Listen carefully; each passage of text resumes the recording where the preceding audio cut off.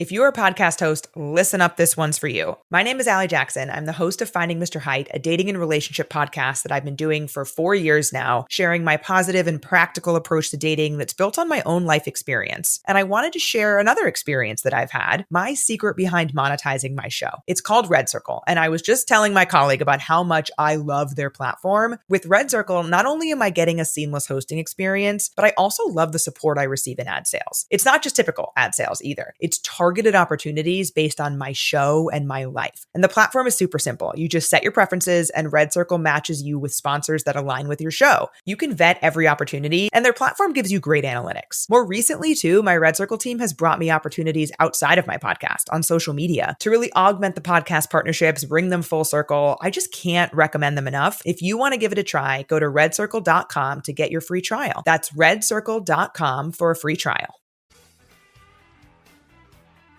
Hello, Voices of Wrestling listener. Dave Ryan here. Have you ever wondered to yourself how many hidden gems are hidden away inside the last years of World Championship Wrestling? Have you ever asked yourself how many tenuous gags can be made about the name Mike Enos? And have you ever thought about what it sounds like for two Irishmen to interpret a very chaotic company through its B show? The answers to all this and more are just a click away. Check out Days of Thunder every second Thursday on the Voices of Wrestling podcast network.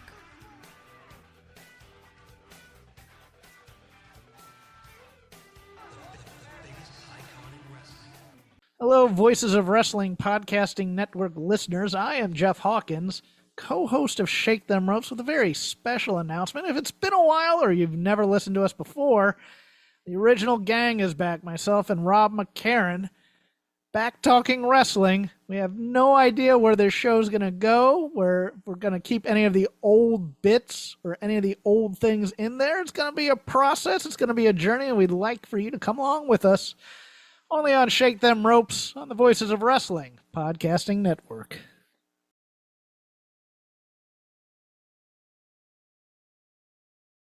This podcast is a member of the Voices of Wrestling Podcasting Network. Visit voicesofwrestling.com to hear the rest of our great podcasts, as well as show reviews, columns, opinions, and updates across the world of wrestling. Thank you so much for supporting WWE and NXT and me. You're so sweet. You are listening to the Flagship Podcast with your hosts, Joe Lanza. Like, wrestling fans deserve nothing. I mean, it's just a terrible group of people. I mean, with the exception of our listeners. Yes. Fine, you guys are all people. good. You guys are all good. But yeah, I mean, most in general, these wrestling fans, I mean, it's gross. Rich Cringe. Like, I'm not cool anyway. I don't need someone to tell me I'm cool or not. I'm well aware that I'm not cool. Oh, wow. I'm too old. I'm too old to be cool. It's over. When is the last time you were cool? Rich, I'm cool right now. I don't know what you're talking about. And we are live on the Flagship Podcast. I am Rich. He is Joe. Sound of Billy Corgan behind you there. We're going to talk a lot of Billy tonight, baby. Let's go. The sound of Billy Corgan. Oh, yeah, the intro song. I forget. Yeah. It's weird. Like, so we obviously have the intro that we've had forever, and we are the NWA podcast even before Billy Corgan bought the NWA, but it all kind of came together where Billy Corgan buys the NWA. That's the intro to our podcast. Like, this entire day I'm reading up about this NWA AEW controversy. You're talking about it on the Thursday Dynamite review. I get in my car, turn it on, little Lithium Disarm is playing, Smashing Pumpkins Disarm is playing. I'm like, this is it's all Billy all day for me, and I'm not complaining. That's all right with me. It's a big Billy Pumpkins Day. It is a big Billy Pumpkins Day. They call him now. They call him Billy Pumpkins. Is that what the kids are calling him? Did you know that? Yeah, is that what the kids are calling him? I don't know if the kids know who he is, but yeah, is he? Do you think Billy's charting with the kids? You think the Smashing Pumpkins are charting? Absolutely not. Yeah, I don't know. No, because they still do big. They do big crowds at show, but it's all made up of 35 to 48-year-olds, right? Disarm you with a smile. That's a great song. Cut you like you want me to. Cut that little child. Inside of me is such a part of you. Oh, the ass burn.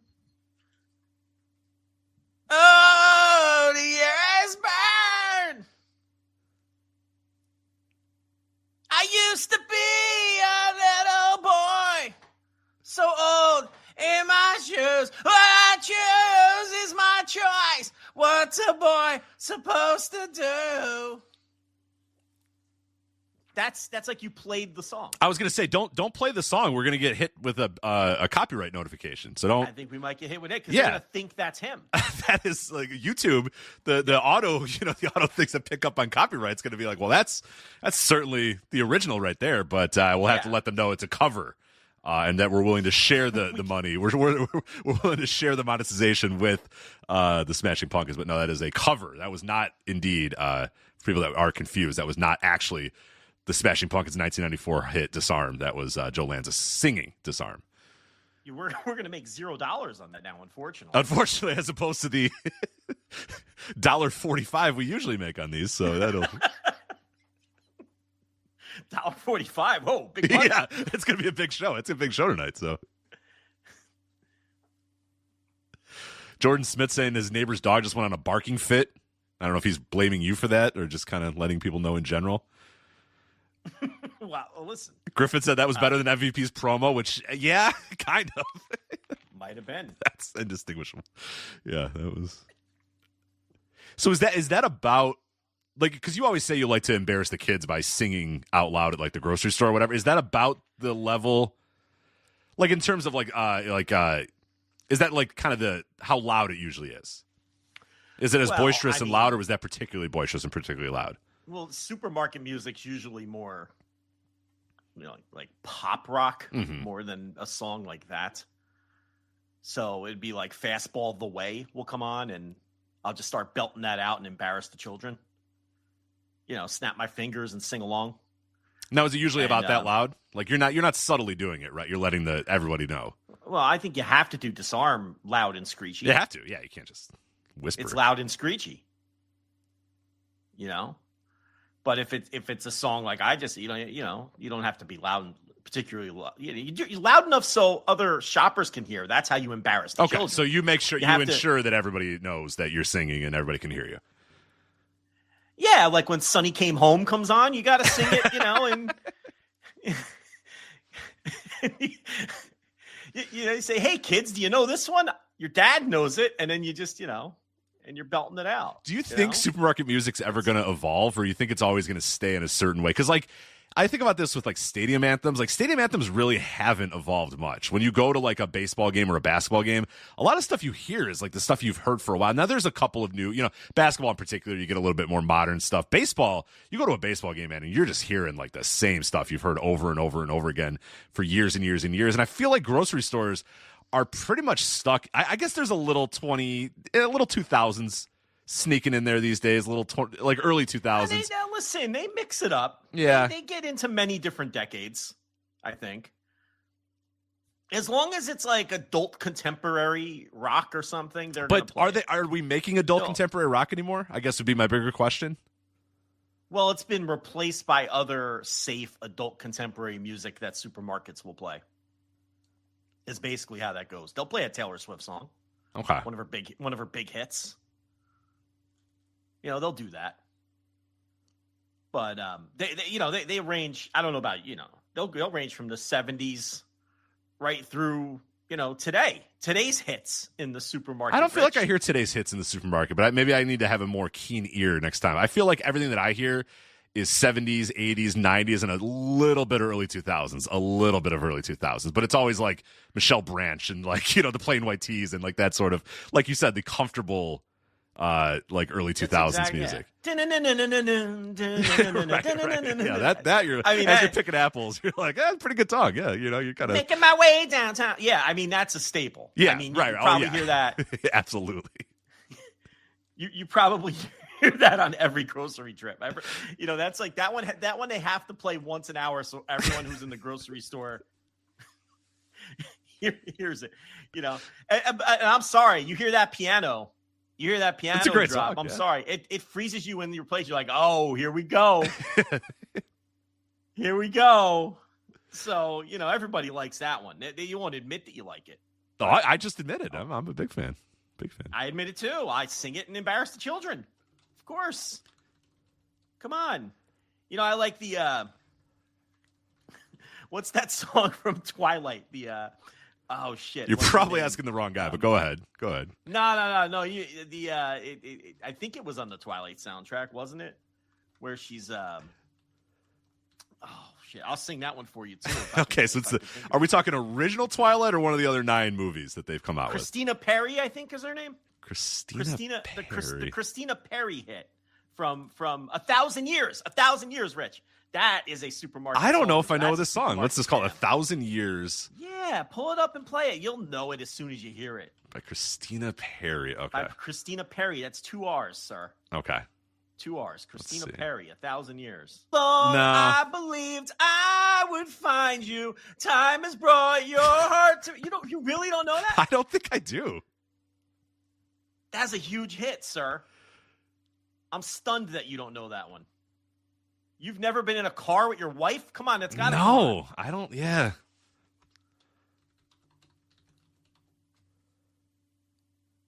Did that play for the? It did. Unfortunately, it played very loudly because I used to have to punch your audio up a little bit, but apparently I didn't have to punch the 1,000 Years up, so everyone's ears got blown up. But that's what they get. Yeah, I don't know. I like some people are saying a wedding song. I've never heard that at a wedding either. I don't. I probably have heard it, but it's not ringing a bell. Big wedding song. It's not ringing a bell. Oh yeah, could just stare in their eyes, do the dopey slow dance. That's a big wedding song. People are right about that. I'm really surprised you don't know that one. Doesn't ring a bell, unfortunately. One step closer, and then she goes right back into the chorus. I have died every day waiting for you. Come on, man. What's your favorite Twilight movie? I've never seen any of them. Yeah. I just know that was from one of the Twilight. Okay. All right. I thought you were a big Twilight fan. That's how you knew it was from the Twilight soundtrack. But I would never watch that shit. Come on. Thought maybe you were into it. But wanted to see who she was going to choose, the werewolf or the fucking vampire or whatever the fuck. Wasn't that? It was a vampire and a werewolf or something like that, right? Vampire, the ugly guy that looks like the werewolf. Yeah. There's all kinds of stuff going on there. Depressed girl that just frowns the whole time, and it's like, what is this movie? What is this? I once went with a girlfriend to a old double feature at the drive-in. It was a drive-in movie theater when they still had drive-in around me, and they were going to show Toy Story, like Toy Story 3 or something like that, one of the newer Toy Stories, and Twilight. And I was like, oh, perfect. And she wanted to see Toy Story, and I was like, fine, whatever. Great. I don't care. You want to see Toy Story? Knock yourself out. I don't know why we're adults. Why are we watching Toy Story? But whatever. You want to watch Toy Story? I'm not married to this woman, for the record. This is not the nurse. But okay, fine. Let's go. We'll go. So then we get to the drive-in, and the first movie is Twilight. I'm like, what? Why would if you have a double feature, why would the second movie be Toy Story? That shit didn't start until like 10:30. Why did I have to sit through? And I remember just my eyes glazed over the entire. What the fuck is this? You're not really the target audience for Twilight. No, but why was that the opener to Toy Story? You see what I'm saying? Like open for Toy Story, let the kiddies go home, and then let the preteens stay and give each other hand jobs while they watch Twilight. Right? Like, come on. Give each other hand jobs. Well, I mean, I guess it's a drive-in, so you might as well raise the stakes a little bit while you're in the car. How many young adults have been finger blasted to Christina Perry's? Probably many. Yeah. 1,000 Years. Yeah, right. Is exactly. What Rich Craich wants to know. I don't know. We're not the target audience. I'm not going to rip the Twilight. It's not for me. Yeah, that's fair. I don't know. So I watched one. I guess I sort of kind of watched one of them, and it was really bad. It was like they were always just they were in like 2 locations. The movie must have cost like $8 to make and probably made $8 billion. They were just in a forest or in front of a house, and they were just talking. And it was just the one depressed girl talking to the one ugly guy, and then eventually sometimes talking to the one sort of hot guy. And he always had his shirt off. And then there was like the brooding, dark, I forget which was which. I think the hot shirtless guy was the wolf or whatever, and the other guy was, or a werewolf or whatever the fuck. And the brooding, weird looking guy was the vampire, I suppose. And it was just her talking to them over and over. And I'm like, what is this? Who is this for? I don't understand. But it's for young adult women who are horny for the werewolf and the vampire. I guess, yeah. I guess, and you had to choose sides. You had to decide which one you were with. Vampires are very big in the young, horny adult woman category. They love women love vampires. They do. They think that shit's sexy. They love a good vampire. I guess it hit all the right tones because you have the like brooding, dark, kind of ugly, but I can fix him vampire guy, and then you had like the objectively hot, shirtless werewolf guy or whatever. So I think the werewolf guy is unattractive. I think his name is Taylor Lautner. Yes. If you want to Google that. Yes. He's got weird eyes. Like his eyes they're like close together. And I don't, there's something with him. I don't like his face. I don't like that guy's face. As a total heterosexual man, I don't like you're choosing the vampire. You like what was his? He's more Robert conventionally attractive. Pattinson or whatever. Oh yeah, Pattinson. Yeah, I think he's cleaned up. You got to look at him in like the Twilight years because he looked like very, he had the bags under his eyes and. Yeah. He's more conventionally attractive. I would say. He's got that look about him. I guess I could see why women would want to bone him. I get it. The other guy honestly does look like a werewolf. It was really good casting. Like, that Lautner guy. Like, I feel like he might actually be a werewolf. Much more than like Michael J. Fox and Teen Wolf. That was hard to buy. But this guy, I can see him like growing hair and fangs and shit, like when the moon is crescent or however that works. I guess full. Why would I say crescent? Yeah, crescent moon. I think during the crescent moon. A blood moon. Yeah. Yeah, so I don't know. Look, we're not the target audience. No. For Twilight. It's those fucking romance and shit. I don't know. I like a nice boy meets girl though. I like but it wasn't. That's what I'm saying. There wasn't that much romance. It was just like they were just like talking. They would just like talk and then they would run, and they would talk and then they would run, and then they would talk and they would run. In the woods a lot. But it was just running in the woods and then running in front of this house and then talking and then running in the woods and then talking. I'm like, what? I don't get it. Like, let's go. Let's get like. I didn't get where there was the sexual tension here. You know what I mean? Like, because of course, a good old I love a good old rom-com. Like, I hate movies. Maybe because you were a man and it's the kind of sexual tension that a young adult female. Maybe it's that kind of like that they like I gotta convince this werewolf or vampire to like me, and maybe it's more that kind of psychology that you wouldn't understand as a man, as a cis white male, right? Because it's not for you. It's not made for you. So you like to, So I don't know. It's just a theory because I've never seen any of them and never will, but. Because I know it's not for me, not made for me, nothing. But at the same time, I don't like big action movies with explosions. No, they're the worst. I have zero interest in that. Yeah, or movies about like cars chasing each other, like too fast, like the Fast and the Furious movies. Furious, yeah. Oh my God! Cars chasing each other. That's an interesting way to describe Fast and the Furious. That's what they are. It's just chasing each other. Yeah. It does nothing for me. Zoom ins on Vin Diesel changing gears. Tyrese making faces. It's just like, what is this? Tyrese drifting to avoid disaster, right, and you're seeing him cut the wheel. And Vin Diesel hit the stick shift, and then they'll zoom in on like the tire, and it's like, I don't know. It does nothing for me. I'm not interested at all. Not in the cars crashing, not in the cars not crashing, not in the cars drifting. What was the one where the kid from Home Improvement was like drifting? I think it was Tokyo Drift. I was going to say Tokyo Drift, probably, right? That's like the only other work that kid ever got. The ugly kid from Home Improvement. The ugly kid.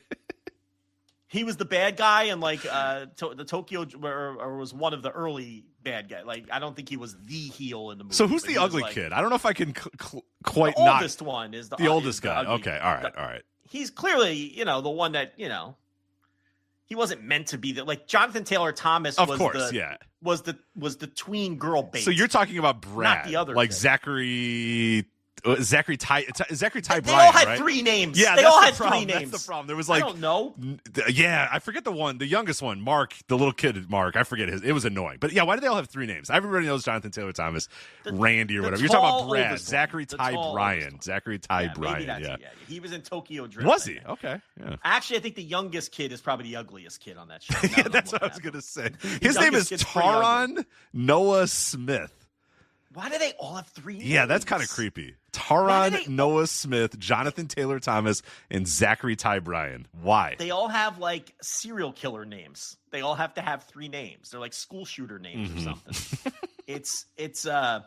But yeah, no, now that I didn't remember how ugly that youngest brother was. He's clearly the ugly brother. So I apologize to Zachary Ty Bryan. Ty Bryan's. I want to see what Zachary Ty Bryan looked like in Tokyo Drift. Let's see. Tokyo. Yeah, he was drifting, driving sideways. Oh, I see. Oh yeah, okay, that's him. Yeah, that's him. Driving sideways. Yeah, he was in that movie. He might have crashed into a mountain or something, and his car blew up or something. Just like Paul Walker, ironically enough. Yeah, well, that may have been what happened. Art imitated life in that one. Yeah, unfortunately. Rest in peace, Paul Walker. But I don't think he was the lead heel. I think he was the heel in the opening scene. Okay. As I was saying, I think I've seen that movie, and I don't remember that much Zachary Ty Bryan in Tokyo Drift, but that would make sense. Right, but he wasn't good at drifting. Okay. He was a Fugazi drifter. Later on, there were better drifters. But I don't know because I didn't last more than 10 minutes. You were like, nothing for me. Cars now, you're chasing a race each car other. guy. I figured you would like that. But I don't like that shit sucks. I don't want to watch like car race. I don't want to watch like guys racing down like a fucking street and drifting. And no time for that. Here's the thing. First of all, I want pit stops and tire changes and competition, sporting competition. Here's the thing. If you're going to do a cars chasing each other movie, to even get me in the door, without question, here's what I have to have. I have to have a girl with a scarf who takes her scarf off, and she's shapely. She's got the hourglass figure, okay? And then she stands in between the cars with the scarf and then drops her arms, right? And then the 2 cars zoom past her. That's what I need in a cars chasing each other movie, because that's the scene you have to have. If you don't have that scene, I'm not interested, and I'm probably not going to be interested anyway, if I'm being completely honest. And they have to be racing for pink slips. That's what they have to be doing. The loser's got to give up the keys. He's got to be ready to sign that title over as soon as he loses. So, or the girl, or you got to get your race for the girl. Well, the girl is just more sexually attracted to the guy with the faster car. Like that just comes. Yeah, or the guy who's brave enough to stop right at the line of the cliff. Doesn't go over it, stops right at the line. The other guy stops like, a half a mile before because he's scared. And then, the bad boy, James Dean, he stops right at the fucking edge of the cliff. And then she's Does he, though? I think you're brave if you're willing to go off the cliff to beat your opponent. I think the whole gimmick is you're supposed to stop as close as possible, not go over ultimate it. Dumb jock energy. That would be the dumb jock energy, is to not stop. I don't stop for anything, brother. Just fly off the cliff, You just go off the cliff. Yeah. But all those movies stink. Let's be honest. I mean, I'm not impressed with the cars, because that's the thing. You have to know the cars and stuff. I don't know the cars. People will be like, "Ooh, that's a 1968 Ford Mustang GT," but that was the one with the catalytic converter. That you ever get in a car conversation with a guy, even though and he doesn't recognize that you're not a car guy? You must have said something or showed some interest. Yeah. And he's like, "Yeah, what do you think of that boy?" And I'm like, "I don't know, it's fine." And he's like, "Yeah, I put an 8-cylinder in there." I'm like, "That sounds awesome, man. God, yeah, great. Please stop talking to me." And he's like, "Yeah, it's a 62." And I'm like, "Okay, that's cool. Yeah. You ever seen a 63? No." And I'm like, "Please stop. Like, what have I done to indicate that I want this conversation to continue?" Yes. It's like, what do I look like, Mr. Goodwrench? I don't even know what you're saying. Mr. Goodwrench. Come on, stop. Like, it's like, sir, I thought they don't even have spark plugs in cars anymore. I don't know what you're talking about. I'm completely lost. I stopped seeing spark plug commercials and just assumed that they didn't put them in cars anymore. And our chat was quick to tell us how stupid we were for thinking that. You were. Yeah, I'm you were. No. I was well aware. You were aware that. When's the last time you changed a spark plug? Well, now it's very hard to change a spark plug these days. They're hard to get to. But I changed how do you know the car previous to this one. I'm positive I changed my spark plug in that one. This one, I don't even know how to. I got to take my whole engine apart to do it here. So I'm skeptical that they exist. Because why aren't there any commercials for spark plugs? When I was a kid, they wouldn't stop showing commercials. But that's what I'm saying, because you can't do it. Like, I can't go into my, I'm not skilled enough now. Like, it's very difficult to, I have to take half my fucking car apart to change a headlight. And I've done it because I'm annoyed and I don't want to bring it in. And then eventually I just end up bringing it in because I'm like 2 hours into it. And I'm like, this is fucking annoying. Like, they don't make cars for people to... people don't do it anymore. People don't sit in the driveway all weekend and tinker with their car. Plus, they make it very difficult to do it, too. It's hard. You got to get half the fucking engine off to get to any parts of it. I don't see anyone in their driveway with the hood up and their car up on cinder blocks anymore. No, nothing. I never with the see rag, that. wiping their hand off with the rag. Yeah. Wiping their brow. When I was a kid, I saw that all the time. Yeah. Nobody does that anymore. You're right about that.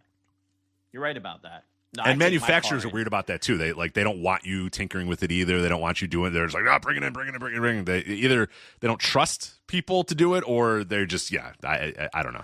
Why didn't you bring that fucker in to change the headlight? What are you doing? Because I thought it would be easy. Because I have changed the headlight in a car before, and it was very easy. Discovered it was not very easy. It's just the fucking headlight. I could do this, or so I thought. Here's the other thing. I know for a fact that that's still covered.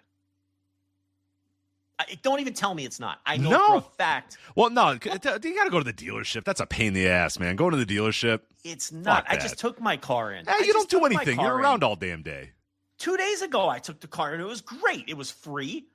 They're like, sir, this is all free. I'm like, fantastic, because I worked that into the deal, like I talked about last week. You know, they want to give you the 2 free oil changes. I'm like, I don't know. I want 3. You know, they'll do it. What do they care? It's fucking $80. You know, so you work another one in there. You bring the car. They do it now. You take it in. You get and then they send you. They send you that little video of them doing the full inspection of the car. They're checking the tires. They're checking the brakes, showing you the little meters. And then they're like, all right, Mr. Lanza, everything's great. You don't have to, they check your windshield wipers. They fill your fluids. Why would you not take the car in? Take it in. They're going to do everything. What's wrong with you? I can see you out there struggling to change the dopey headlight. Why are you doing that? You're not a masculine man. Just take it in. I've become better. I'm getting better. I put a sink in the other day. Come on, man. You got soft sink hands. And a faucet. No, they're getting stronger, man. I put a sink. I put a faucet in. It's getting better. It's because you fuck around with bushes and stuff. I understand you got the green thumb, but you're not. Come on. You're not that guy. You're not a car guy. Just bring it in. Bring it in. When I shook your hand, you didn't have black soot permanently embedded into your cuticles. It's true. Everyone has the uncles that have the black soot embedded into their cuticles. That there is no Gojo soap strong enough to get that out of there. You're not that guy. No, mine were very clean cuticles. Yeah, I'm not that guy. Mostly bit off because I'm a nervous Nelly too and bite my nails. My hands look finely manicured and very soft. Yeah, very soft hands. Very soft. I have such soft hands. Women have told me over the years how they've noted how soft my hands are. Like, how are your hands so soft? I'm like, I don't do anything. Yeah, I don't do shit. I don't do nothing. I call a guy. There's nothing you can't call a guy for. So I don't know. That's preposterous that you're out there changing things of that nature. Things of that nature. Yeah, what are you doing? Why are you changing headlights? Things of that nature. You kidding me? Yeah. What are you doing? Preposterous. I read I think it was TDE in the Discord who sent an article all about the Stephen A. Smith tweets and the 2 different people that made them, and the one and just discussing the history and the lore behind the 2 tweets and like how they both came to it, and both guys think the other one is better than the other, and it's just phenomenal. It just to read it and the breakdown. It's like there's these very short tweets, and there's just pages upon pages and words upon words about breaking down every little word about it and why it's funny and the syllables that it hits, and they just are. I mean, I read them. I've seen those tweets. How many times have you seen both those tweets in your life? And they hit every time. Every time. They get a legitimate audible chuckle every time. Every time. Every fucking time. Because the Crab Rangoon one, the guy was talking about, just how he was like, I don't even know why I came up with it. He's like, I've never even had creme rangoon. I just knew it was a funny word to say it. He's just like, in my head, I just couldn't get the, because it's David Roth, who's a writer for a bunch of different websites or whatever. Yeah. And he's like, I just couldn't get past the idea of Stephen A. Smith. Like just the idea that like you walk up to him at a PF Chang's, it's Stephen A. Smith. Like that alone, that premise alone is hilarious. He's like, I started there. The premise of Stephen A. Smith in his suit, and it's always the same suit. Stephen A. Smith always has the same suit. Same look on his face. Yeah, the same look on his face. And Roth's just the idea that like you walk into a PF Chang's and there's Stephen A. Smith who puts the menu down and looks at you with that Stephen A. Smith look. And right there, it's funny. Already it's good. And then, PF Chang's waiter recites specials. Stephen A. Smith acts surprised, and you can see it all right there. Like the waiter comes up and he's like, "Hello, my name is Terry, and I'll be taking care of you guys today." And Steven just kind of has a look on his face, like, "All right, here we go." And he's like, "All right, our specials today." And you can just see Stephen A. Smith getting more and more like weird about it. Yeah. And then just being surprised. To me, that's preposterous. It's so good. Like I've seen this tweet 1,000 times. But Stephen A. Smith going to me, that's funny. Preposterous. It's just so good, right? Crab rangoon, things of that nature. Yes, it's hilarious. So good. That tweet's been June 12th, 2012, and still, I've probably read that once a month, every month since it's come out. Yeah, it's so good. It's so good. And then obviously, the Stephen A. Bayless, the Skip Bayless one is good too. It's so good. I'm sensitive to the Holocaust. Skip nods politely. Nods politely, yeah. But so good. That one is July 25th, 2014. And again, you just can't. Oh God, Twitter sucks, but those two are the best. Yeah, the Bayless nodding along is because you can see it. Anybody that's watched it, and that's what they said. If like it's perfect bait for anybody that's ever watched any of these shows, because they're always the same, and this nails it exactly. Like Skip Bayless, like sitting there, nodding along, maybe his hands on his face or whatever. Or his arms are crossed or whatever as he's listening, and then nodding. It's just, and that's it, just the nod. We've all seen the Skip Bayless nod or whatever. Yeah, because they would have some out there alternate take on the Holocaust. Yeah, right. There'd be some angle. Even though there's no angle. They'd have an angle. And Stephen A. And the best part too, the guy is like, Stephen would be very calm about it too. He's like, Skip, I want to address this issue. So you know that I am sensitive to the Holocaust. And Skip, but nod. But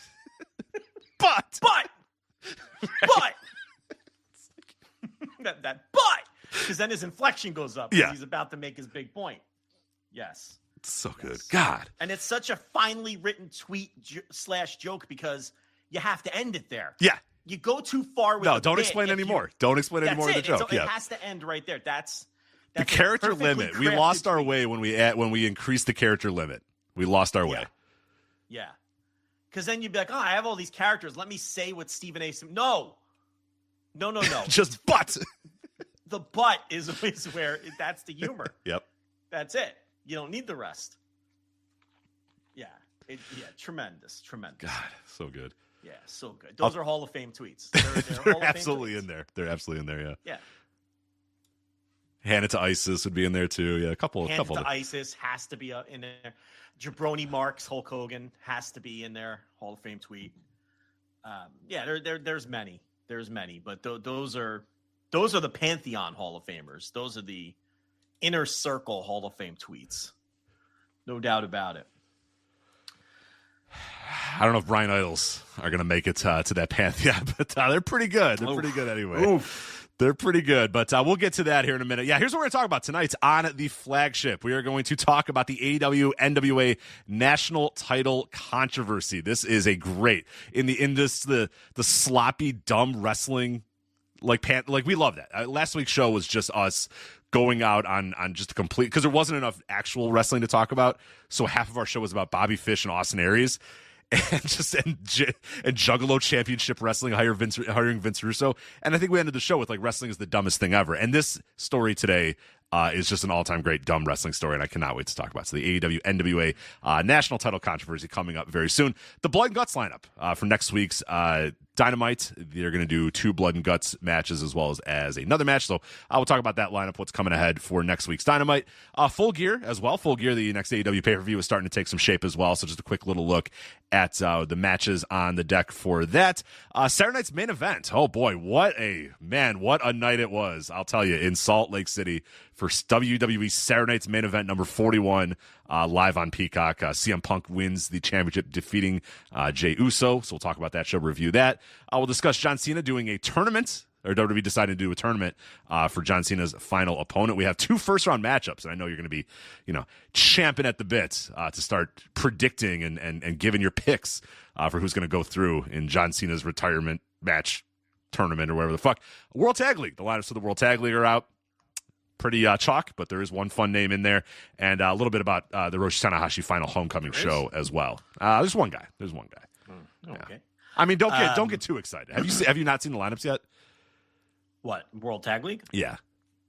I glanced at them. Okay, there's one interesting person. could I recite them for you? Probably not. Yeah. But did I glance at them? Am I currently downloading Christina Perry's 1,000 Years for next week's Thursday Dynamite review? Maybe. maybe not. Who could say? Maybe that's possible. Yeah. So maybe you'll have to. I'll tell you what. I'll act like I haven't seen the World Tag League entries when we get to that segment, so you can dazzle me with the lineup, and I can go, oh really? Whoa, he's gonna be in World Tag League. Man. Yeah. Oh really? Oh, Monster Sauce, you say? Oh. So yes, I'll be prepared for that. That is the name of that team, right? The Alex Zane. Lance Archer. It's something sauce. No, it's not murder sauce. Well, it's with Lance Archer. Is it awesome sauce? What'd you say? It was kind of monster sauce. Yeah, monster sauce. I was right the first time. Monster sauce. Yes, yeah, because you got the Murder Hawk monster, and then whatever the fuck sauce it up or whatever the fuck. Well, he's got a Taco Bell gimmick. Yeah. His personality is I like Taco Bell. So. Which, I mean, okay. Great. Really out there, dude. Yeah, nobody else likes Taco Bell. That's really cool. You've been a pro wrestler for 20 years, and that's what you're going to go with? All right. Okay. We're all creative in our own ways. Right. I get it. I don't know if that's a money gimmick, but I don't know. Maybe you're in it for the art. Sure.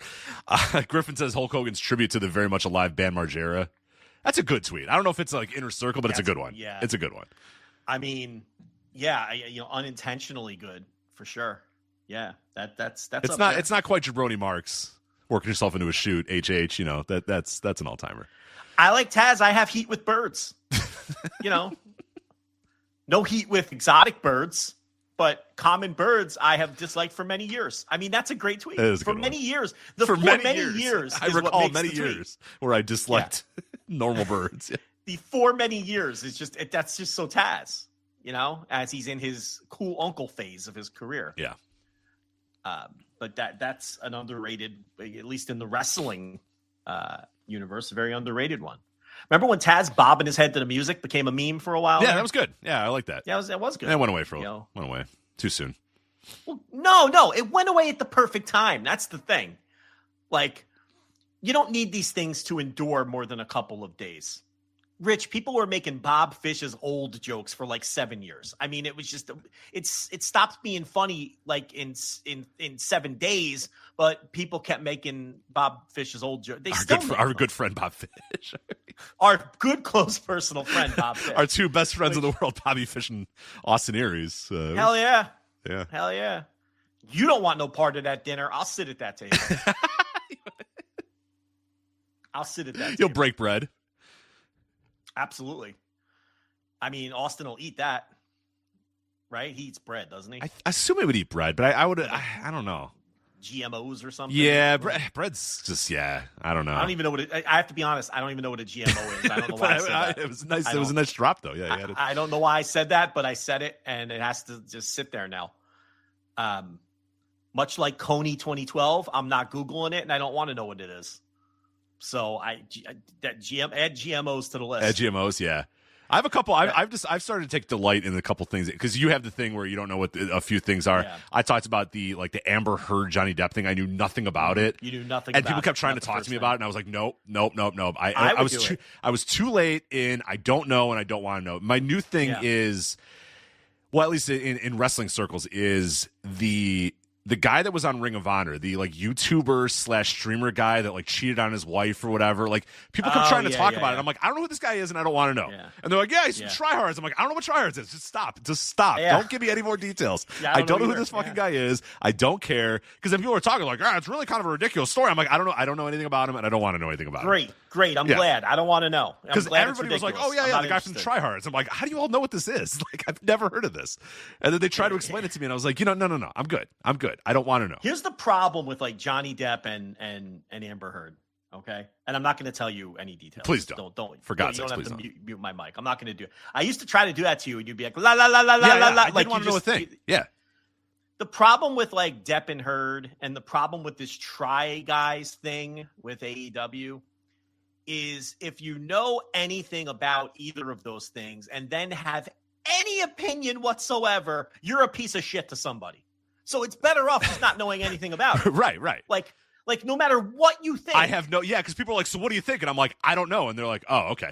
Because they were waiting for me to be like, I think she's right. And they're like, you're wrong. No, Johnny's right. Or they were waiting for something. And I had no idea. I didn't know who was the heel and who was the babyface. Right. And I didn't care because, like you said, because sometimes both are heel. If you're talking to the specific person, you're probably going to call out the wrong, if you call the wrong person, you're like, oh, actually, I think she's in the right here. They're like, you're an idiot. What the fuck are you talking about? No, you're wrong. There are some things like that, no matter what your opinion is, you're a piece of shit to half the people that know something. So there's no point even knowing about what it is. Yeah. Because it's so trivial. Who cares anyway? So just don't get involved. Mm-hmm. It's good. I'm trying to add more things like that in my life where I'm just like, I have no opinion about this and I don't care. Yeah, I've added more. It's Coney 2012. I still don't know what that is and don't care. I don't know what GMOs are. I thought of another one. I have no idea what Bansky is, and I don't care to know what Bansky is. I think you're talking about Banksy, right? Bansky? I don't fucking know. See, that's how little I know about it. Isn't it Bansky? Isn't that Banksy? You're talking about the artist, the street artist, Banksy, right? Isn't it Is it not Bansky? No, it's Banksy, I believe. Banksy? I think it's Banksy. Well, that goes to show how little see how little I know about Banksy. What do you say, Banksy? What did you say originally? I don't remember what you said. Bansky. I don't think it's Bansky. That's how it's. The K is before the S. Yeah, Banksy. See? I've been saying Bansky. Well, to people I know in real life. I'm like, hey, I don't know what Bansky is. All proud of myself. I think you're a little late on that one. And they're probably like, I don't know what that is either. What the fuck are you talking about? Because it's Banksy. Yeah, I don't know. All I know is I confess, I did Google it.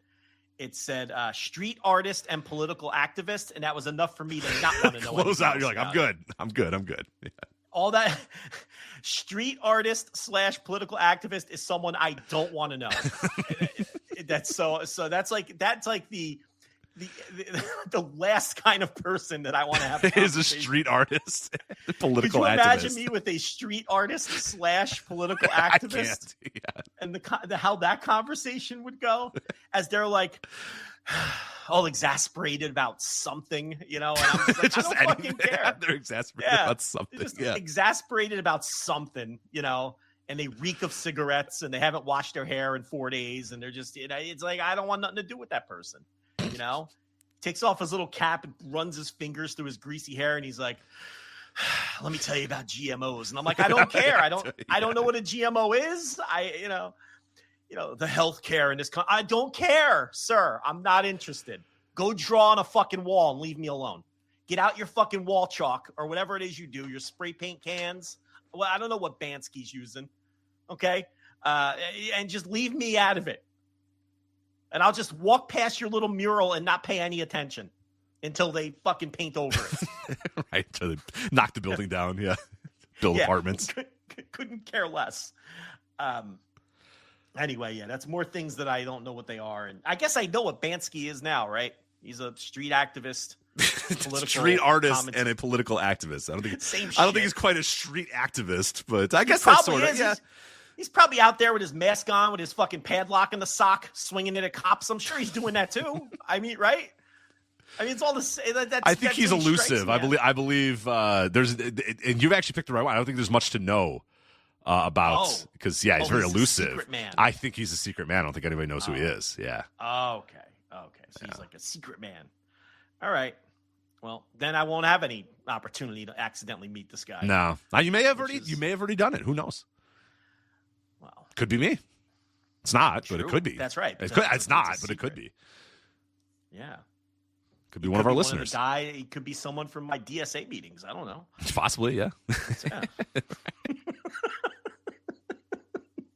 A lot of people are going to be like, I didn't know Joe was in DSA. It's cool. Oh, yeah. Oh, God. Come on. Got to support the team. Yeah, you're always you're among the most popular podcasters in that realm. Absolutely. Oddly enough, that's true. Yeah, I don't know how that happens. True, but yeah. I think they want to know how the other half lives, so it's like a good thought experiment. I'm not. I'm in no half. I'm just a guy that watches sports. Well, I mean, you're maybe like the exact. Yeah, forget it. Yeah. What are we doing? Move on. Let's talk about something serious and important, like the AEW National Title. So, okay. This is a ride, so strap in, everybody. You talked about this a little bit on the Thursday Dynamite Review this week. FlagshipPatreon.com again. $5 tier. You get access to the Thursday Dynamite Review, plus over 17 hours of Wrestling Observer Hall of Fame coverage, which we have done over the last couple days, including our ballot review show, which will be out by the time most of you guys listen to this. For the live listeners, it'll be out Friday morning, where we reveal our ballots and finally put a bow on all the 2025 Wrestling Observer Hall of Fame coverage. But again, like 9 shows, 17 and a half hours over the last month, covering every facet, except for the rest of the world region. Sorry, rest of the world, but every other region, every other facet, every other candidate, everybody else has talked about it's all in the $5 tier too. So you get there's Dynamite Review, get all your access to the Wrestling Observer Hall of Fame shows as well. So a lot of good value there on the $5 tier. And then we also have a $10 tier as well. It gets you live access to this show. If you want to listen to this show live, unfiltered, uncut, uncensored, you can do that. $10 tier. We also have Instant Reaction Live that's on that tier, all of our writing and a bunch of other stuff as well. Plus, you'll unlock the entire archive of everything we've ever done. This is now, we started in 2018, late 2018 with this thing. So there's a lot of stuff in the archives there for you at FlagshipPatreon.com. So anyway, you talked about this on the Thursday Dynamite Review. So it all started yesterday afternoon when Tony Khan announced on a live stream. He does these like Twitter live streams for some reason on Wednesdays. And he announced that he was bringing a new title to AEW, the National Championship. So I think we could stop at certain points and just kind of check in. So at this point, let's talk about this. We know nothing about this right now. We know that Tony Khan says we're coming up with a brand new title. It is the national title. We're bringing a new title into AEW. It's the national title. My first thought was probably your first thought, and it was the first thought that everybody on earth probably thinks is, why the fuck is there a new title in AEW? Is anybody asking? Is any single person saying, thank God, I'm so glad another title is in AEW? Probably not. So that was my first thought when this came out. I said, hey, that's cool that they're doing like the national title because that's like an old school territory title or whatever, and there's some history behind it. It's kind of fun or whatever. That's a cool name. I like that they're bringing that name back for this new title, but why does this new title exist? And the idea was, it'll be defended across indies and defended across other promotions or whatever. And I'm like, okay, yeah. He says that about a lot of titles, and it never happens. That's what the first All-Atlantic / International title was supposed to be, and then after 2 Pac matches, it was just a normal-ass title on the AEW. So that was my initial thought, is like, I don't think we need another title, especially after we just, unified the 2 titles. And this particular title, while, it sounds good in practice, we all know that this is just going to become just a normal ass title. But at this point, Tony Khan's on a live stream, announces a title. Joe, what are you thinking about this story? Honestly, I didn't know that he announced this on a live stream. I don't pay any attention to Dynamite on Wednesdays until long after the show is over. And I'm doing other things, and we also recorded some Hall of Fame audio last night while Dynamite is on. So I don't know nothing.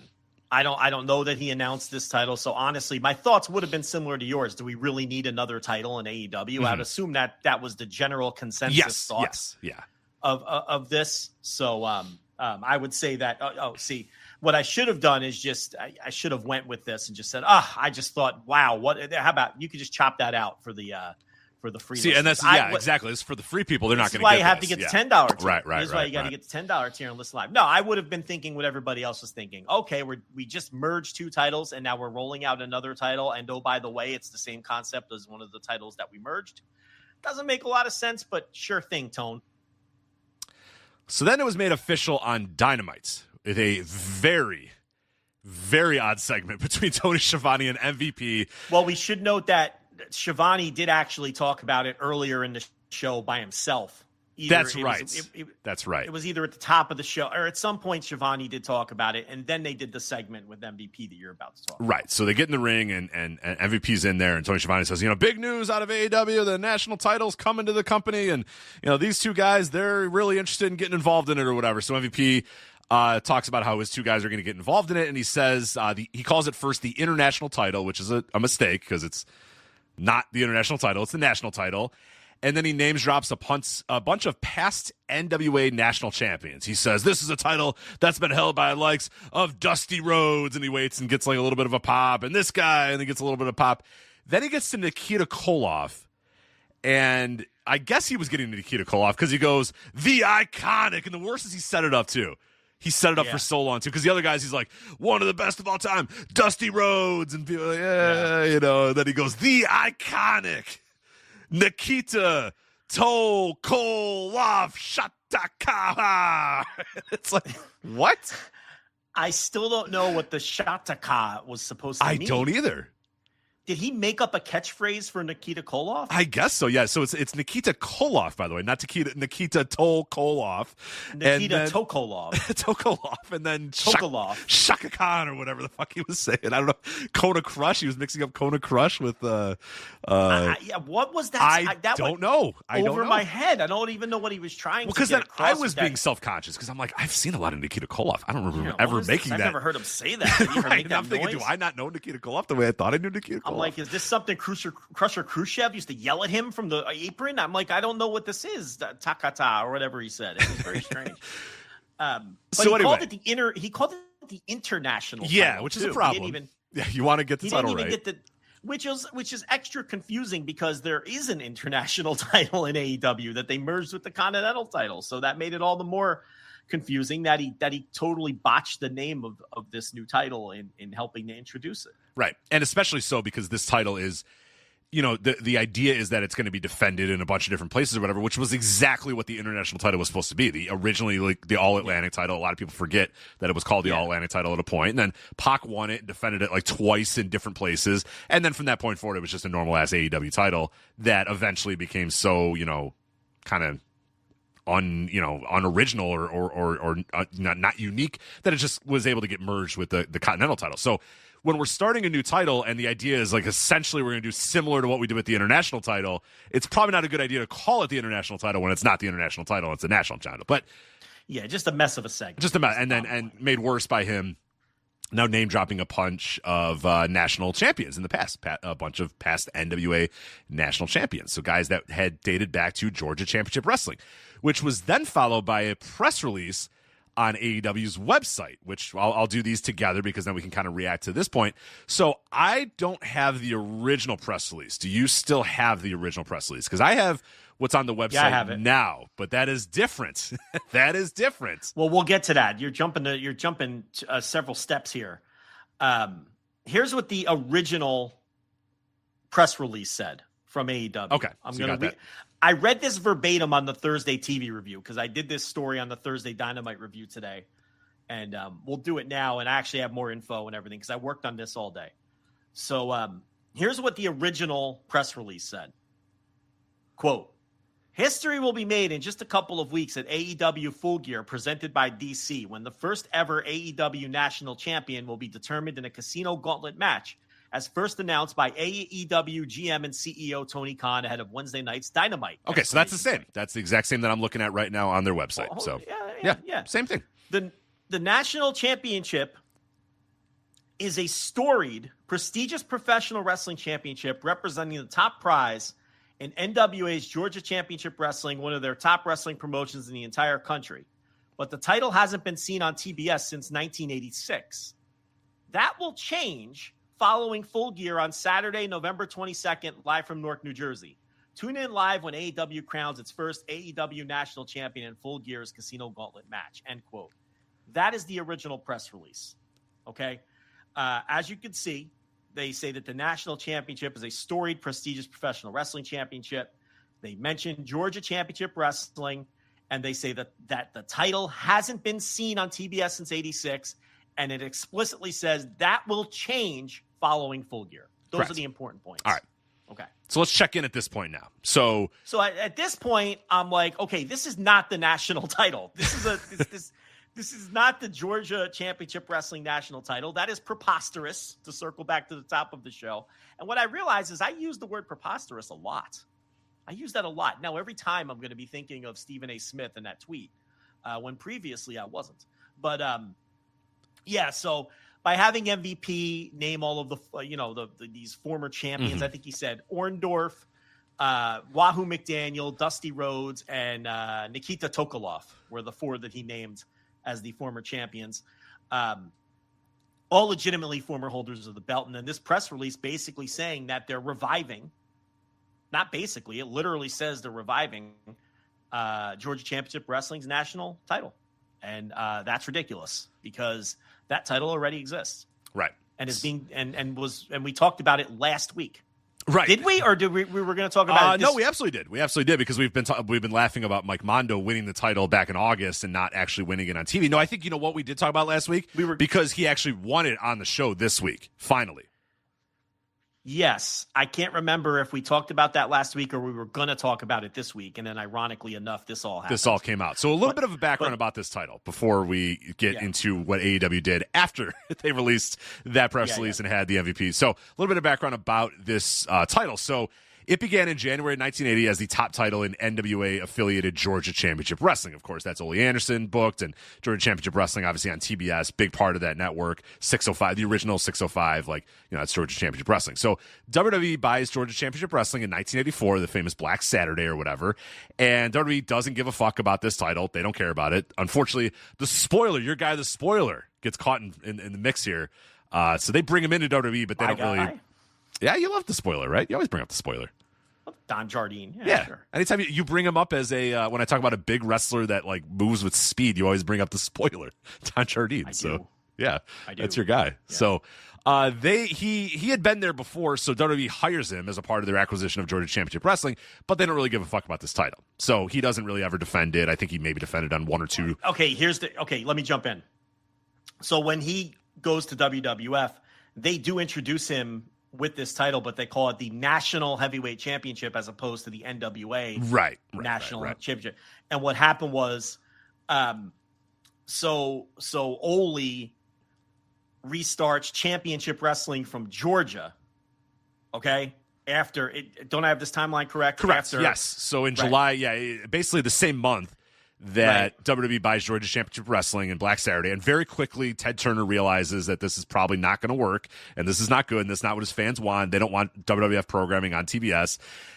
Then he kind of encourages, and Ole on his own volition decides, hey, fuck this. I'm going to start a new thing because I'm obviously not involved in this new WWF thing. I'm going to start my own thing, Georgia, Championship Wrestling from Georgia, not Georgia Championship Wrestling from Georgia, and then is given a time slot at Saturday mornings or whatever the fuck by Ted Turner on TBS. Here's what's important, though, for this story. They gave that title to Ted DiBiase, the NWA National Correct. Title. They did a very real title switch on July 14th, 1984, and it was not a real title switch, obviously. So what's important here is the NWA National Title was not purchased or ever under the auspices of Vince McMahon when he bought Georgia Championship Wrestling, because that title continued and lived on when they gave it to Ted DiBiase with the Phantom title switch. Correct. So that's the important thing here. Right. From there, the title bounces around Championship Wrestling from Georgia and then into Mid-Atlantic and Jim Crockett. Right, 85. 85 Jim Crockett Promotions purchased the TBS time slot from the WWF. Yes. Company went ahead and then also purchased Championship Wrestling from Georgia at the same time and took over all of its titles. And took over the titles. And remember, this is an NWA title. So it becomes a mid-card title for Crockett, bounces around to a lot of the champions that MVP shouted out. in his promo, right? This is where you get Dusty and Wahoo and Nikita and all of that. And then it is merged in a unification match with the NWA United States Championship. Correct. And then the title is, after that merger, is iced and then abandoned by Jim Crockett Promotions, which again is very important because a few years later, Jim Crockett Promotions would be purchased by Ted Turner. But by this point, the NWA National Title is not part of any of that because they abandoned it and they left it for dead. And it was still part of the NWA. Right. And obviously WCW, NWA, the Jim Crockett Promotions, they're not together anymore either. By 1992, 93-ish, that's all split, and the NWA is a completely own different thing too. Correct. That's next. And then a few years later, WCW splits from the NWA entirely anyway. Right. So the NWA has this thing that's this deactivated title or whatever. Yeah, that's just completely deactivated. And then there's no trace of it until 1997 or 1998 when whoever the NWA Big Slam was your new champion. Whoever the NWA ownership would have been at that time, they revived and I don't remember, and it doesn't matter. Yeah. But then they revived the NWA National Heavyweight Title, which has existed. It's had some points where it was defunct again, the most notable of which the NWA passing through multiple ownership again, and all of those belts and intellectual property, whatever you want to call it, coming with each of those sales, right? So this title would be used sometimes. It would be defunct. It would be vacated. It would be dormant, but it would always pop in and pop back out.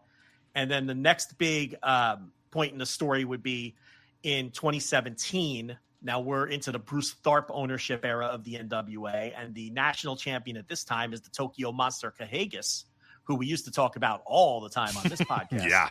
Former NWA world champion. In fact, he was the first NWA world champion pick of the Bruce Tharpe regime of the NWA, where he won that 4-way or 6-way match in New Jersey, I think it was, that we covered because we're sickos.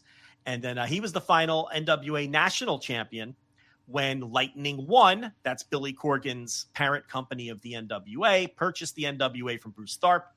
And then Billy Corgan and Dave Lagana made the decision to strip all of the champions, the national champion, the North American, or whatever these NWA titles were that were floating around out there, the tag team titles, all of them. Which was hard to do. We should and we talked about it at the time. It was very, because at this point, the NWA is so fractured and so weird. Yes. And it's a disaster, and a bunch of different territories and a bunch of different companies that technically had NWA affiliations or whatever would have random titles under their auspices, or they would kind of own them, or it would be we always just defend this title here. It was just a mess. It was an absolute mess. And the idea the random regional titles, they were just indie titles with the NWA name slapped on them because they were paying the fee. That's not what we're talking about. No. We're talking about the NWA world title, the NWA women's title, the national title, the tag team titles, the mainline NWA titles that had existed for many years. Those are the ones that Billy Corgan had purchased as part of the deal with Bruce Tharpe. Right. So the idea was get these all together and just start from scratch. Get all the titles together.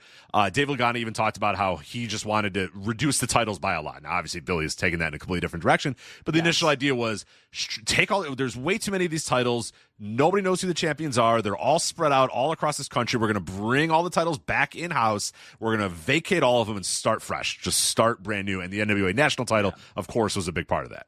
Was part of that. That was held by Kahagis. And now I remember Dave Lagana telling us that it was difficult to get a lot of these titles back from a lot of these random indie wrestlers, either because they were trying to hold them up for money, or they took pride in holding these titles and didn't want to give them up. They wanted to be part of this new thing and work for Billy Corgan. Whatever the reasons were, a lot of these random indie guys gave them, and we didn't get any of the names, so don't ask. And I'm not accusing Kahagis. Kahagis could have been a total gentleman here for all I know. We don't know the names, but we do know that some of the wrestlers gave them a very hard time about giving those titles up and just getting the physical titles back. Right. But they stripped everybody except for the world champion, which was Tim Storm, and the world women's champion, which at the time was Jazz. We all know Tim Storm eventually lost that title to Nick Aldis, the whole 10 pounds of gold thing and the NWA revival. And Tim Storm got this amazing late career kind of, and he still works there to this day. I mean, he still works for Corgan. So he had this amazing career resurgence, at the age of 50 through all of that. Jazz is kind of the forgotten one because they had plans for Jazz, but she was injured and banged up and she decided to retire, I think. So ultimately they ended up eventually stripping her of that title as well. And really the 10 pounds of gold and the early Lightning One era of the NWA was built around Tim Storm and obviously Nick Aldis, who was eventually going to win the title, and they were going to build around him as sort of the classic suit-wearing NWA world champion. But Tim Storm had that program with Josephus. Remember that great program with Josephus? And we're not saying that facetiously. That was a great program that he had with Josephus, and they were doing this stuff with David Arquette, the hair versus hair match and all of that. But anyway, at this point, circling back to the national title, it is stripped from Cahagas, and it is it is now being controlled under the auspices of Lightning One, who owns the NWA. So as you can see, what we're doing here is establishing the lineage of the national title from its creation in 1980 all the way through to the NWA Lightning One ownership that you see today. Okay. The title never really left. It never came under the control of Vince McMahon. It never came under the control of WCW under Turner. It never came under the control of anyone other than the NWA, because Crockett abandoned the title before they sold to Turner. Mm-hmm. So to me, the lineage of the current title, which Billy Corgan eventually did revive in 2018 at the 70th anniversary show. The 70th anniversary show was the Cody Nick Aldis match that I believe to this day is still the largest crowd and the largest gate that Lightning One has ever drawn with the NWA. And on that show, Willie Mack won that little mini tournament or whatever it was. I think they had a couple 4-way matches or whatever the deal was. And he became the new NWA national champion, this new revived title, after it was vacated from the Tokyo Monster Cahagas. And it's a title that still exists in Billy Corgan's NWA to this day. It's been vacated a few times, but for storyline reasons, where the champion would challenge for the world title, so he had to give up. So, it's been a consistent title in the company since Willie Mack won it at the 70th anniversary show in 2018. So circling back to all this, AEW has MVP do this promo, and the NWA wrestlers are watching this on Dynamite. They see this press release, and Brian Idol, who, by the way, is part of The Office as well. I don't know if people know that. And Mike Mondo, who's the current national champion, they start popping off on Twitter. And they're like, this is bullshit. Mike Mondo is the national champion. This is the title with the lineage that goes back to 1980. What the fuck is Tony Khan talking about? So do you want to get specific with the Brian Idol? Yeah, I got them all right here. Let's go through the timeline. Go. So it starts off first with, quote, "The smart marks say the NWA sucks. No one is watching. The smart mark fed, we are going to have the NWA National Championship Tournament. WTF. There is only one NWA. Don't be fooled by imitators. Stick to hands in pocket wrestling. That's what you did. That was original." So, look, these aren't the smartest tweets. No. Yeah, get ready. I'm going to read them verbatim. This is not me botching Brian has a lot of trouble spelling and coming up with full sentences. But the worst thing is then he ran to Ringside News and Steve Carrier, which, yes. I mean, he said at Ringside News, please quote this or whatever. Right. Like, and then he gave Ringside News direct quotes. Right. For the article that they wrote about this, where he said, "This is the lamest thing in wrestling history." AEW and Tony Khan. It's pretty strong. AEW and Tony Khan are trying to use the NWA National Championship as one of their belts and pretending as if we don't currently have the originator and original champion Austin Idol and current national champion Mike Mondo on the active NWA roster. Yeah. But then this is where it gets salacious. And meanwhile, by the way, Mike Mondo is tweeting up a storm too. Yes, yeah. I'm gonna get to Mondo's tweets here in a minute. So he's mad because he actually holds the title. Right. So Brian Idol says, "We are now at the point where 2 televised wrestling promotions have resorted to using the NWA for relevance in the same week. Could it be that, as usual, we are winning way more than anyone gives us credit for? We are only getting started. The NWA has so much more to show you. He followed that up with... It's nice that he's a company man. Yeah, take it down a notch. Juggalo Championship Wrestling is not a television promotion, by the way. So I don't know what he's talking about with the 2 television promotions. But anyway, go ahead. Tony, this is beneath you. Stick to what made you famous. Small, weird, hands-in-pocket wrestlers and other local VFW guys that you put in main events. Stop being petty, bro. I can't believe Brian Idol, who works for the NWA in 2025, would accuse another promotion of using, quote, VFW wrestlers. Have you seen the NWA roster? I have, yeah. I mean, Brian. What the hell is it? And he's taking shots at Orange Cassidy. The second shot at Orange Cassidy. If you follow the original Hands in Pockets, that's the second time he's referenced Hands in Pocket wrestlers. He hates Orange Cassidy. He cannot stand. No, he's got no time for him. Orange Cassidy. So anyway, he talks to Ringside News, and this is where it kind of gets a little salacious. I have 3 more tweets, sir. Do you want 3 more tweets? Go ahead. Go through all the tweets. All right. So Austin Idol is the first ever national champion and basically the creator of it all, and he is still active in the NWA. So there you go. Just kind of shouting out, like you said, that Austin Idol's there. Dude is Richie Rich. Richie spelled with a T, which is not how Richie Rich is spelled, but that's all right. Richie Rich. And it's not enough. He's bought his way in. Now he's got to steal legacies. Unreal. So that's Brian Idol. And then last and not least, I also don't give a shit about bridge burning or whatever people say. I am 100% the NWA, and I'll never stand for anybody trying to steal from us or do us dirty. And I would show up in person and defend this honor against all consequences. Anywhere, anytime, any place. Yeah. So, they're very mad online. Very mad online. That's the point. Yeah.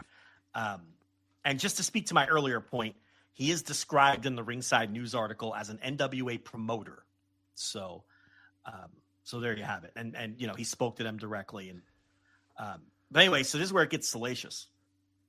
So he explains to Ringside News, quote, the use of the word shockwave in programming as a name of a program was originally owned rights by the NWA.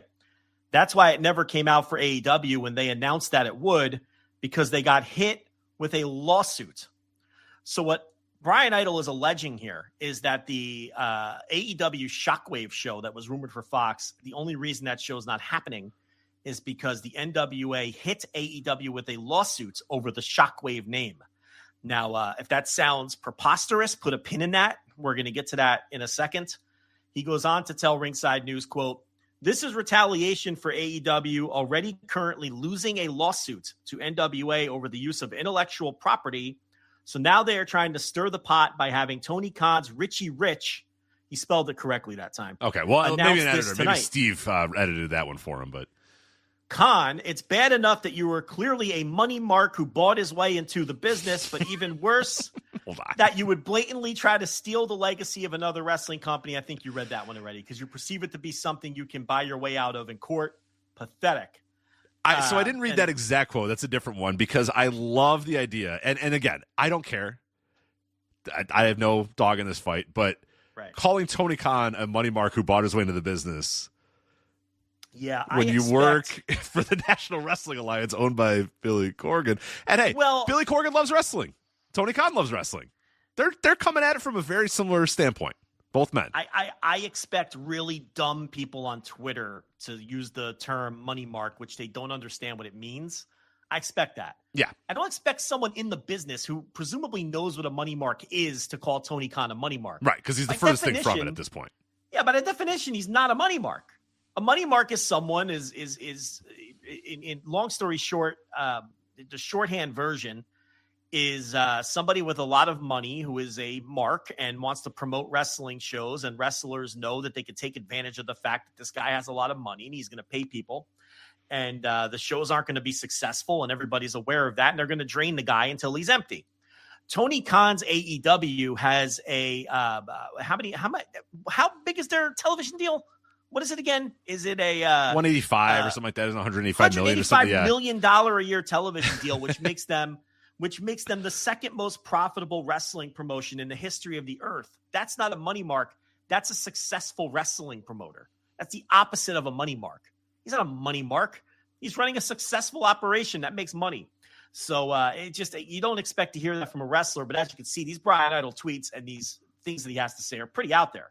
So maybe not the sharpest, sharp as a cue ball, this one. So anyway, that's what he had to say to Ringside News. So this raised my eyebrows, and I'm like, now hold on a second. Now he's saying that they beat AEW in court over the Shockwave trademark, which I had forgotten about. I forgot about Shockwave. That was something that just completely left my brain that I forgot existed. So remember when Swerve he like quote tweeted something that was like, yeah, it's coming or whatever, and it's like, okay, we're still waiting. Yeah, someone filmed him talking casually to someone, and he talked about how they were negotiating. Oh, that's right. He was like walking, and he's like, yeah, Fox, looking like Fox. We're talking to Fox, yeah. Which I mean, I guess they were talking to Fox, but nothing came of it. Right. The bottom line here, though, is whether they have the trademark for Shockwave or not, that wasn't going to prevent the deal with Fox. If there's a deal with Fox, they're not all sitting around going, darn, we got to settle this trademark dispute. Right. We simply can't name. call the show something else, guys. Right. We have to wait until this lawsuit with the NWA is over, and then we can hand you a whole pile of money for this television show on Fox. But we can't do it until we have the name Shockwave. It's absurd. No, exactly. They obviously would just pick another name in that instance. But so I wanted to see what was going on here. I didn't remember.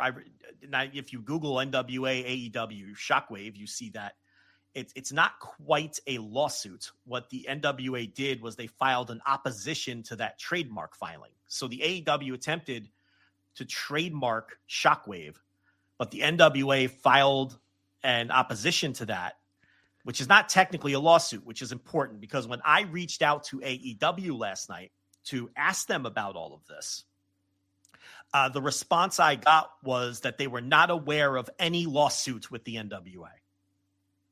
And I was like, all right, well, here's a link to this. I apologize for sending you a link to Ringside News, but here's a link to this article. Right. Apologies in advance.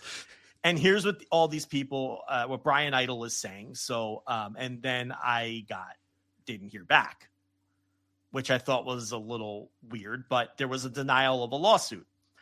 Now, technically, this opposition to the trademark is not a lawsuit. Okay. So I think this might be a situation where Brian Idol, who, as demonstrated, isn't the most careful tweeter, is calling something a lawsuit that isn't.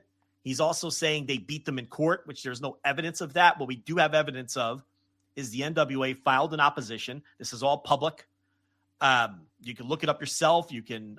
Brandon Thurston wrote an article on all this, and all the public files are there if you want to find them there. But I went through all of these today. The NWA opposition. AEW did answer the opposition. They had until this past summer. They had until July 15th to answer the opposition to their trademark, and they did. They filed that on exactly July 15th, and they obviously, I'm not going to go through the whole document, but basically they legally and officially deny all of the accusations, or I guess not accusations from the NWA, but the reasons that they shouldn't be able to attain this trademark. It should be noted that the NWA was given the trademark for Shockwave based on the information they provided. The fact that they ran a show on December 1st, 2020 using the Shockwave name, the fact that they presented evidence that previous NWA owners had used the name Shockwave before, and that they sort of had grandfathered rights to begin with, but then they ran a show under that name and they own the trademark for Shockwave. What we don't know is we don't think that AEW was ever given the trademark for Shockwave. We don't think they have it. We think the NWA has it. And we can't find any evidence that this trademark dispute has been settled. We do have a third doc, which is the trial dates and all of the different dates for when evidence is due and those sorts of things. And this appears to be an ongoing dispute. So I think Brian Idol is wrong. They didn't necessarily beat AEW in court yet. Did they acquire the trademark? They did. The NWA owns the trademark for Shockwave. Right. Okay, that is not in dispute. They have that trademark. But according to the timeline here, AEW had until July 15th to answer. They did. They answered on July 15th. The next step in the process, there's various dates for Discovery and all of those things. Discovery closes on February 10th, 2026. So we're still a ways off from even Discovery closing on this. Then there's a bunch of other dates for a bunch of legal shit that we're not going to get into. But the bottom line here is these deadlines run through December of 2026. There's a possibility that if this thing does go to a hearing or does go in front of a judge, it won't be until 2027. And, that's just how slow that the legal system works. So we don't think, because there's at least no public evidence that this dispute over the Shockwave trademark is settled. We know it was given to the NWA. We know that for now they have prevented AEW from attaining it, but we also know that AEW is fighting that and they still want it. AEW still wants the Shockwave trademark because they did file an answer to the opposition. Does all of that make sense to you, Rich? Oh, H? yes, yeah, definitely. Because if you want the nittiest, gritty details, WrestleNomics has a great, as only Brandon could do. If you want, what the hell? It's everything I just said. Why are you sending them to him? No, there's other. He's got the whole the actual wording and stuff is what I'm saying. But yeah, you laid it out there perfectly. I'm saying if people want the actual wording and whatnot, I'm insulted. There you go. I am insulted. You're good. I thought I did a great job. I think you did a great job. I'm saying if you want even more details, that article broke it down. What more details does he have? I just gave you everything. I literally gave you everything. No, look, we're going to get into the other details. Yeah. That Brandon, and I do have to say, I thanked Brandon earlier today on the Dynamite review because he saved me a lot of time and trouble. He just sent me this shit because he knew that I was digging around and working on this. And he sent me these files earlier in the day so I can have my shit straight and my shit together when I did the Dynamite review. And then, yes, he did write a piece that he did publish on WrestleNomics covering basically everything I covered on the TV review, everything we're covering here. And the one interesting thing that he found, or actually the one interesting thing that he didn't find, is he couldn't find any evidence that either the NWA or AEW has trademarked National Title. Correct. Yeah, and I was going to bring that up. Is as far as we know right now, and it's what Brandon noted in that piece, does not appear to be any trademark for the National Title. Now, I don't know enough about copyright / trademark / any of that sort of stuff to know that when Billy and Lightning One acquired the NWA, what intellectual properties they acquired when they did that. Obviously, they own the brand, they own the logo, they own the physical belts. Yeah, they own the physical belts. But as far as trademarks of titles and that sort of stuff, we don't know that. Now, I don't know if that necessarily changes the whole thing. We're going to talk about it here in a minute.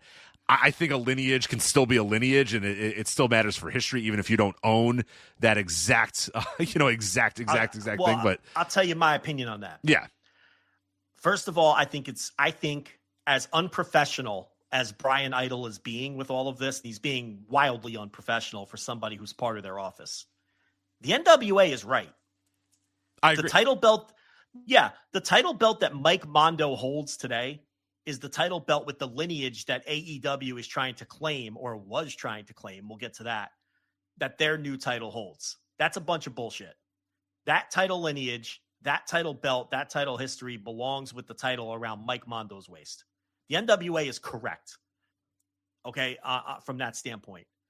But if there's no trademark for National Title, NWA National Title, anything sort of word that, then Brandon couldn't find anything.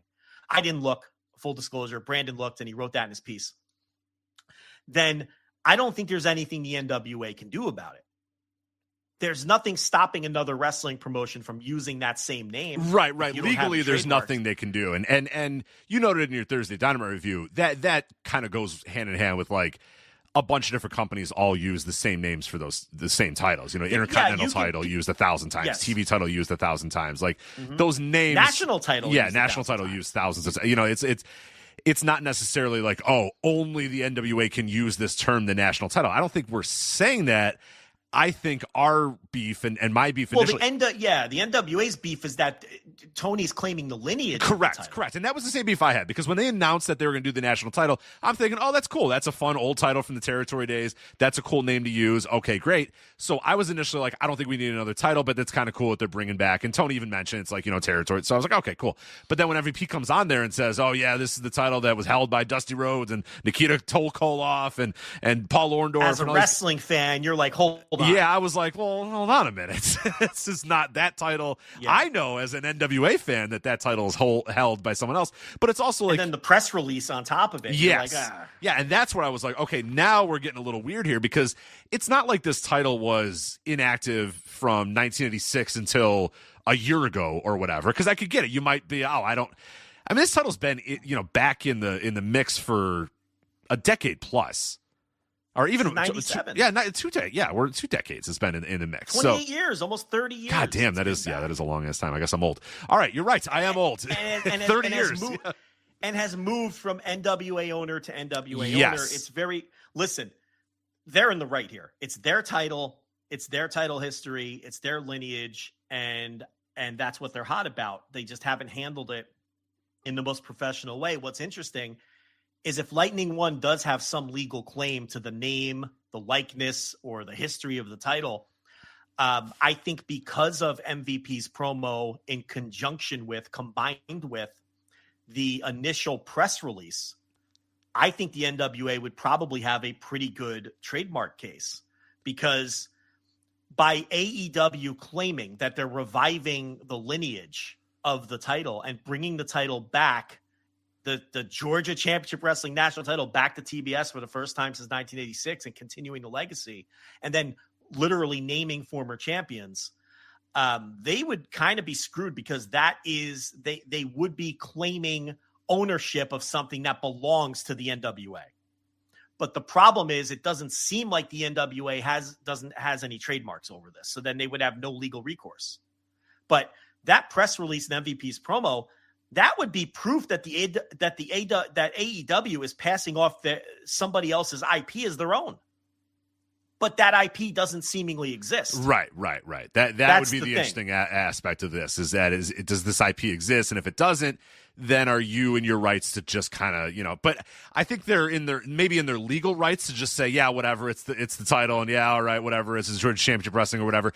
But I think from like a fan standpoint or from a wrestling history standpoint, it just kind of sucks, because it's not true. It's shitty. Yeah, it's a shitty thing for AEW to do, because it's not true.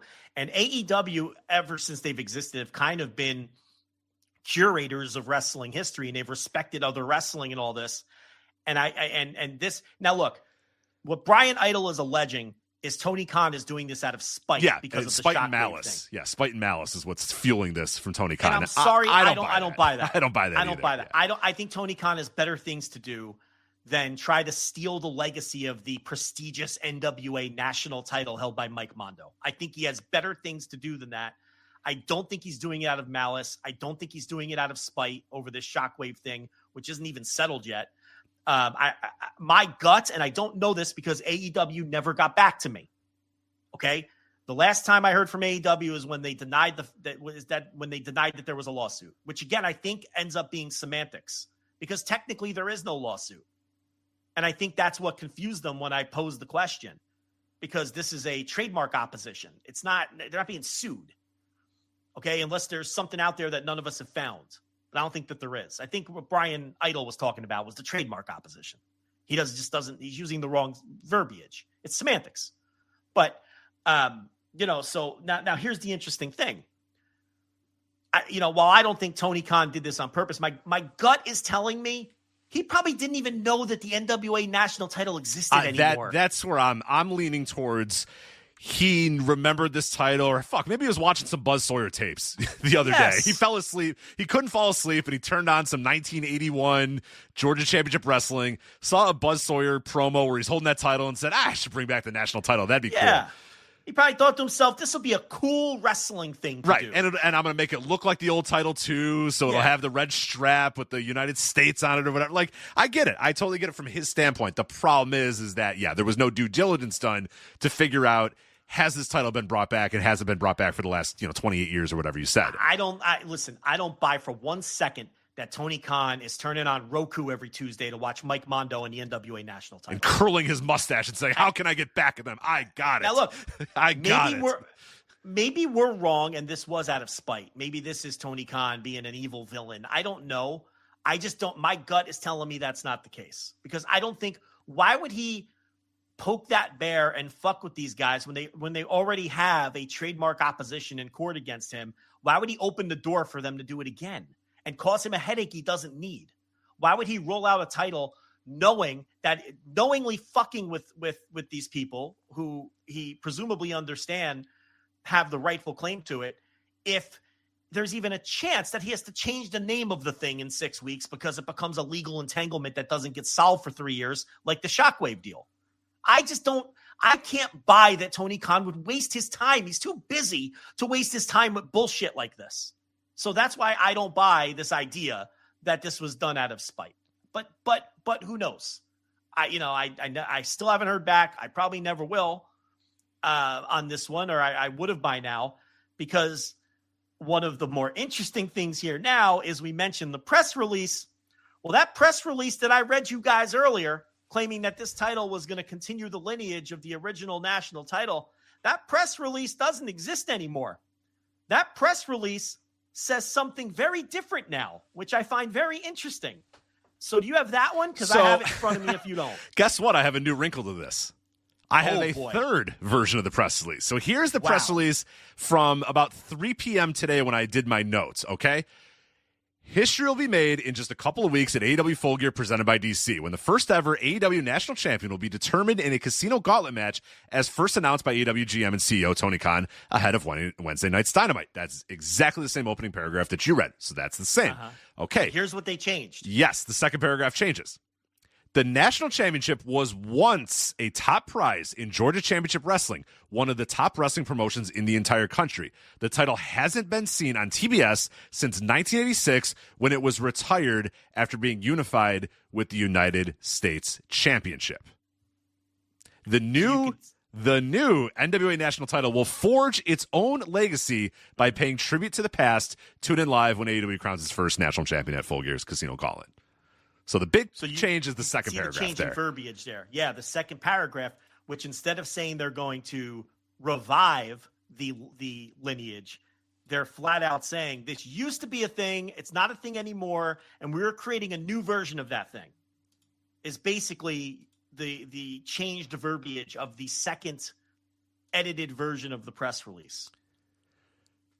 Okay, so actually, you know what? I think that's it. I think that's the only new one. I'm looking at this this updated one. A couple, I think they just changed around some of the in the first, but it's essentially the same thing. I think there's a couple of errors here and there or whatever, but it's exactly the same. There was a couple of formatting errors or whatever, but I put it in and I said, hey, what's the difference of the two?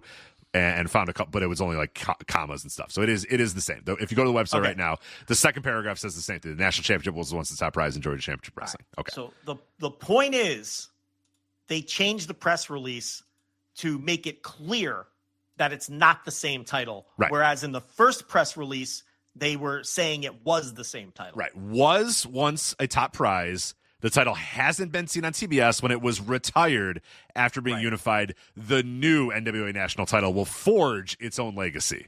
Will forge its own legacy is really the key there. Okay, that's really the key to the second statement. And we don't know if this has anything to do with anything, so we'll throw this one out there too. But on the YouTube video of MVP's promo, they edit out the part where he names the 4 former title holders of the original national title. That is not part of the YouTube video. It is not. Now, I do want to preface that all of AEW's YouTube videos on their main AEW channel are basically 2 minutes long. Like their recap videos are 2 minutes long. So was that edited out for length purposes because they wanted to get MVP's promo in there, they wanted to get Ricochet's promo in there, they wanted to get a couple of the other things in there. That's possible. Now, they did keep the international title part. So MVP, you do hear MVP still in the YouTube video say, this international title, and then it fades, and then we go right to like Ricochet cutting his promo. But here's the thing: if you were trying to distance yourself from people thinking that you were trying to steal the lineage or use a title that's currently being used in another promotion. If you were trying to distance yourself from that, you would get rid of the part where you name the people who held that title, right? Sure, but again, it's a little weird. It's because AEW's YouTube is strange in that way. So it could have just been happenstance. Correct. Yeah, that could have nothing to do with it. And I think that video was uploaded early in the morning or late last night before the press, because the press release changed like much later in the day. And this news kind of came out and the firestorm started much later in the day. I tend to think that the YouTube video, initially when I watched it, I went, oh, that's weird. That's a weird cut. And then I realized when I saw the rest of the video is that they're trying to stuff everything into 2 minutes. And if you want to do MVP's promo and you want to do Ricochet's promo, and most of it was Ricochet's promo, that you might want to cut out the part where he's just listing things. So again, I don't know. Who knows? We can't say for sure, but yes, the part on the YouTube video where he mentions the old champions is edited out. Now, is that because we're dubious that might be because of all this? Right. Is it because of all this, or is it just because they want to keep the video under 2 minutes? We don't know.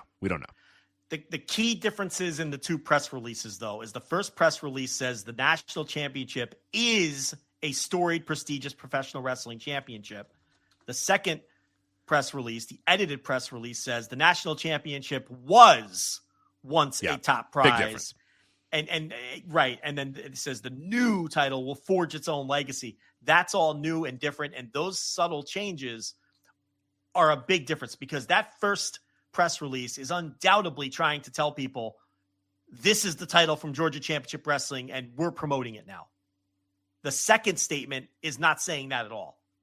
It's saying that we have a title of the same name that used to be on TBS in 1986. Right. We're inspired by the old name that used to be on TBS and the old title that used to be on TBS, so we're using that. So one quick note about the YouTube. Griffin, who is in Canada, says the promo is not edited on the full segment upload to YouTube internationally. So AEW internationally will put full segments up there. I think there must be something with TNT or Warner here in America, or HBO Max or whatever for America. So America, we get these 2-minute videos. Internationally, they get larger videos, and he says that promo is not edited on the YouTube internationally for AEW. Right. All right. So that's probably your instinct that was happenstance is probably correct, that they edited out the names. They may have just done that because he botched the kid Koloff's name for whatever reason, brevity, for whatever reason. But I think the change in statements. Now, what does that tell us? That tells us that AEW is now keenly aware that the NWA is not happy about this. And what it also tells us is they seemingly agree with us that if push came to shove here, the NWA has the proper claim to this thing. And while it probably, because there's no trademarks involved, there's probably no legalities that they would be breaking by claiming the lineage. You can claim whatever lineage you want for a title belt. I mean, there's been false lineages claimed for title belts in pro wrestling going back since there have been title belts, right? I mean, the NWA World Title does not go back to George Hackenschmidt. It goes back to 1948, right? So it's like that's been a falsehood for how long? So while sir, that thing goes back to Abraham Lincoln. Remember that when that was going on for a little while? Like when I grew up, that used to be the thing. It was like, it dates back to Abraham Lincoln. I was like, whoa, that's cool. And then as you grow up, you realize, oh wait, no, it goes to Hackenschmidt. And then you grow up even more, and you're like, wait a minute, no, it doesn't. It goes to fucking, was it Dick Hutton or whatever is the first champion, or I forget who exactly. No, Orville Brown. Oh, Orville Brown. That's who it is. Isn't it Orville Brown? Now I have to know. Because I don't need 19 people coming in the chat to. It's Orville Brown. It's Orville. It's definitely Orville Brown. So anyway, the point I was going to make, I lost my train of thought. The point I was going to make was, this is more evidence that to me, Tony Khan did not do this on purpose, out of spite, to be malicious, to be a dick, to troll. I don't buy it, because why would he backpedal now? Why would he backpedal now and change the press release and change the way that they're presenting this thing? If his intent was to fuck with the NWA, he would keep fucking with them because they wouldn't have any legal recourse. How could they stop him from claiming that this was the original title if they don't have any trademarks on it? So one of two things are happening. He's just saying, like we're saying, this isn't worth the headache. I didn't know this thing existed. This is stupid. I'm just going to backpedal my verbiage a little here, and hopefully this just blows over and goes away. And only the dopey Flagship podcast is going to talk about right. it, because nobody else on earth is going to talk about this thing or care about it. Or option two would be the NWA does have some kind of legal recourse, and they've already hit him with it. Those are the only two options here. And I'm going with option A. I think he wasn't aware. I don't think he thought about Billy Corgan's NWA for a single second when he came up for this idea for this title. It was just something he thought was cool. He ran with it, and chaos ensued. And now it's like, all right, they're right, but grudgingly they're correct. And they do have this title, and it is, so let's just change the wording a little. And people are going to think Brian Idol's a dope anyway, and they're probably just going to side with me regardless. But let's just change the verbiage and hope this thing goes away. That's my read. Is that similar to your Exactly. read? Yeah. I don't think there's any malice or spite or anything. I think it was just due diligence wasn't done. Like I said, God only knows. Tony was probably thinking about Georgia Championship Wrestling or maybe watching it. Who knows? And thought, hey, that's a cool title. I want to bring that title back. I'm going to bring that title back. And then came up with this idea to do it. And probably mentioned, backstage as he was prepping MVP that like, yeah, it's a title. It was around forever in Georgia Championship Wrestling. And this guy hold it and this guy hold it and that guy hold it or whatever. You know how Tony could probably get. He's a wrestling nerd in that way. So I'm sure he knows many of the past champions, and I'm sure MVP might know some of the past champions too. He grew up watching wrestling. I'm sure he knows about the national title or whatever. So I think it was just those guys were thinking of Georgia Championship Wrestling in 1983. They were not thinking about the NWA in 1997 bringing the title back for Slam Man or whatever the fuck. You know what I mean? Like they have no or whether Corgan was using it today. Right. I don't think. I think it's out of sight, out of mind for them mostly today's NWA. So I think there just wasn't much thought given to, is this title actually around anymore? Does the NWA still have this title claim? Whatever. Like, so yeah, I honestly don't think it was any malice. And I think that at the end of the day, it was just kind of like, hey, this would be cool to kind of chart this back to the history of TBS wrestling. And then, come to find out, oh God, this title's still around or whatever. And yeah, now should that due diligence have been done? Probably. It probably should have been done. A quick little look and a little research, or tell one of the 48 people in the room, hey, can you double check this for me? Might not be the worst idea. But no, I tend to believe that it was just, hey, here's this cool title that I remember from my childhood, or I remember when I was going back and watching tapes or whatever. It'd be cool to bring that back. And yeah, what we saw ensue is what ensued. So we're past. So here's where the Shockwave thing is, because I think that's the more interesting story to come out of this, that this Shockwave thing is apparently still ongoing. We're past discovery. We're past exchanging discovery. 2 weeks ago, on October 23rd, the plaintiff's opening brief was due to the court. On the 22nd of this month, the defendant's brief will be due to the court. And then on December 7th, the plaintiff's reply brief will be due to the court. That's why this shit takes years. And then on December 17th, at that point, that is the date for the request for an oral hearing. That will be due on December 17th. And at that point, if this thing is still being dragged along and there's no settlement, or AEW doesn't drop the trademark request, which would presumably end this, at that point, the plaintiffs, I guess, in this case, would have a chance to request the oral hearing, which would then happen at some point in 2027. Makes sense, Rich Crate? Sure. Or do you need Brandon to explain it to you? That makes enough sense for me, Joe. Thank you for laying it out perfectly. I don't know if you need Brandon to write it up on WrestleNomics for you to understand what I just very plainly laid out in English. I mean, you act like a guy who's never been sued before. Regardless, that's it. Just you know what also makes me think when you talked about how stupid the legal, like how long it's going to take for this thing.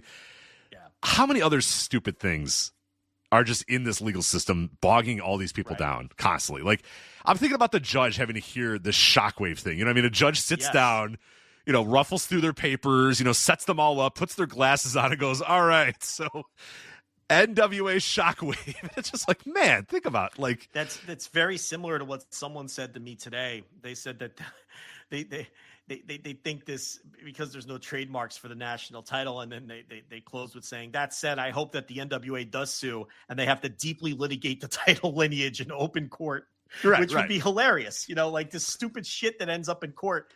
And we're arguing the title about lineage of the national title. Yeah. Of the NWA national title.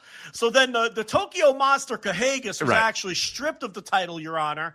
And that's when we continued the lineage with Willie Mack a wrestler from Los Angeles who has a pick in his hair, and he's a fat guy, but he does flippy doos, and it's like ridiculous. It's insane. It's just absolutely Jack Stain, come to the stand. I was once. Yes, I'm Jack Stain. I was once NWA National Champion. Rich. What? Collar tug. You want Jack Stain to come to the stand? Collar tug. No, I mean, I'm just saying if we're in this. No, look, I'm just saying this. How stupid this thing would be. I think you're not picking up what I'm laying down. I don't think they could subpoena Jack Stain at this point. Okay. You picking it up now? Oh, he died. That's right. Yeah, I forgot that Jack Stain died. So that would be a bad. Don't bring him. Yeah. Well. Shit. I forgot about Jack Stain dying. Now it got awkward. Yeah, it did. Now it got awkward. Trevor Murdoch. Trevor Murdoch, come. See, that'll get edited out. You won't hear that. Trevor Murdoch, please come to the stand. Please raise your right hand and swear. But he's in gimmick. Yes. He's got the hat. Yeah. He's got he's no shirt on with the the flannel shirt open and the mutton chops. His hat is his trucker hat. He's adjusting it, and he's bringing up his spit cup for his chew. So when were you told that you were going to be the national champion? Like, right, you know what I mean? Like, this is what would be happening. It'd be insane, you know? Yeah. I mean, it's utterly, look, this is pro wrestling. Stupid. It's so pro stupid. Wrestling is endlessly stupid. I mean, it's just endlessly stupid. But that's what we do, and that's the business that we're in. And we have to discuss when the NW and then look, Earl Cooter is right here. I mean, that's their belt and their lineage. So I'd like to hear that in court too. Now, sir, you once performed as Earl Cooter. Yeah, as they have to read it, they put their glasses on. Yeah. Do I have that name correct? Earl Cooter. That is correct, Your Honor. Earl Cooter. Okay. It's so good. Austin Idol coming up to the stand, all old ass Austin Idol, you know. Well, if they get MVP up there, he might find out what katata means after true. all. Yeah. Yeah. What was that? I don't know. Katakata. What is he talking about? The Iconic. I love it. He started because he got all excited. Then he was just like, I don't remember this man's name. Nikita Tolkolov. Hakata. Yeah. What? Wasn't MVP a tape head too? Like what? I thought so, but he was a tape head. I mean, I don't know. Maybe he has seen some Nikita footage that we haven't. He's seen some deep cut Nikita, yeah. And his run as one of the head shrinkers. His run as one of the head shrinkers or something that we. The trial run. It was a couple house shows. You know, there's some found footage in the archives, but. It's like the sound Jay Briscoe would make before he would pick someone up for you. Like, yeah, with his remember fake, that? yeah. The redneck kung fu. It's like a redneck kung fu noise that he would make. Yeah. Yeah, it's crazy, but Anyway, that's the. So we'll see how they present this national title now moving forward. I think you're going to see very careful verbiage used to describe this thing, and I don't know if they're going to go down the road of talking about the past national champions. Anymore, because it would just maybe open themselves up to a headache that they don't want or need. They just don't need or want, and it's they already announced it as the national title. So you don't want to change the name now. So what do? You just back off. You don't press on. Just back off.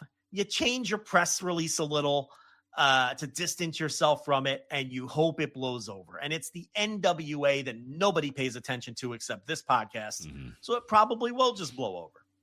That's kind of my my feeling on all this. Got anything else on this? I don't. I just found it very fun. It's very fun. It's great. It's just great how dumb wrestling is and the lineage of wrestling titles and the history of all this wrestling or whatever. It's absurd. And that's what makes it very fun. But no, I have nothing else. And I agree with you. I think we'll see it be carefully, once this title was, defended on TBS and now in a brand new title that will begin its lineage, there'll be stuff like that where they make it very obvious that this is a different brand title. New. Yeah. Brand new title. Yeah. And now one of these great men will begin a new chapter for this brand new title, first ever the inaugural person to hold this championship. Right. Because nobody else has ever held this championship. Yes, that's how it'll be. I think it'll be over the top, overbearing, making the point. And Mike Mondo can rest easy. Mike Mondo, who we thought this was going to be like a 30-second bit before all of this happened, because Mike Mondo won the NWA National Title 3 months ago, but he won it on TV last week, and then finally was able to tweet about his big victory for the NWA National Title. And he has been tweeting about it. Yeah, he had a tweet just a couple of hours ago that I love. He goes, "Let me be clear," in all caps. There is only one NWA, and there is only one prestigious, in all caps, national championship that holds legit lineage and has for decades. So to Tony Khan or anyone else confused, here's the legit title with the company it belongs to and a legit national champion. My name is Mike Mondo, in all caps. So, he's having a day. Mike Mondo hasn't been in the news in quite a while, and he is taking full advantage. Could you imagine being Mike Mondo? You wait 3 months to break the seal on this. You wait around for 3 months before you can announce to the world that you're the NWA National Champion, held by Rataka and Nikita Koloff and all these other Dusty guys. Rhodes and Killer Paul Tim Brooks and all the names. Yeah, and when you finally get your moment, when it finally airs 3 months later, and you're finally able to break the kayfabe and tell everybody that you're the NWA National Champion, 2 days later, you got to turn on Dynamite, and Tony Khan's going to stomp all over your legacy, just like that. Yep, just like that. After this man waited 3 months to talk about his, and by the way, he is jacked to the gills. Oh, my God. Mike If Mondo. you haven't seen Mike Mondo in a while, look up Mike Mondo, man. Holy shit. Yeah, Mike Mondo is he's looking healthy, looking like he's taking his vitamins and hitting the weight room and concentrating on his body because this man, I mean, he looks like the warlord. I mean, he is enormous. He's enormous, this Mike Mondo. He is eating a lot of chicken breasts, egg whites, and broccoli. I'll tell you that. He is... ingesting a lot of protein and you know what? I have to be honest. He's probably mixing some creatine in there or something too. I mean, this can't be all natural. I think he might be supplementing it with some additional protein or creatine or something. I just think he's eating a lot of ribeyes. Just ribeyes and push-ups.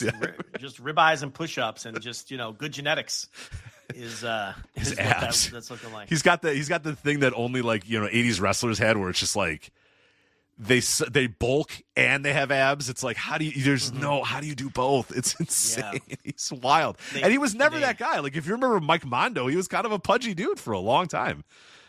Well, he's living well now. He is. I think I like when they have like the roid gut that has the abs on top of the roid gut. Yes. I don't know if he has that, but I like when guys have the I'm going to be honest, he kind of doesn't have it as much as you would think. He's got just like a normal cut, but he has the makings of a guy that would have like EC3 is the one where it's like his stomach sticks out a bunch, but it's also there's abs on top of it. Right. It's very Which is strange. always a bizarre look. Yeah, I'm looking at Mondo. All, yeah. Mondo doesn't have that. No. He doesn't have the roid gut. No. But he looks like the fucking warlord. He's like a shorter version of the warlord. Yeah. This is Mikey of the Spirit Squad, if you're wondering if this is who Mike Mondo might be. Yes, that is Mikey of the Spirit Squad. So yes. So there you go. Yeah, looking well. So you know what? We're probably gonna talk about the NWA next week. It's been quite the thing. I almost watched the NWA this week. Thankfully, you told me not to.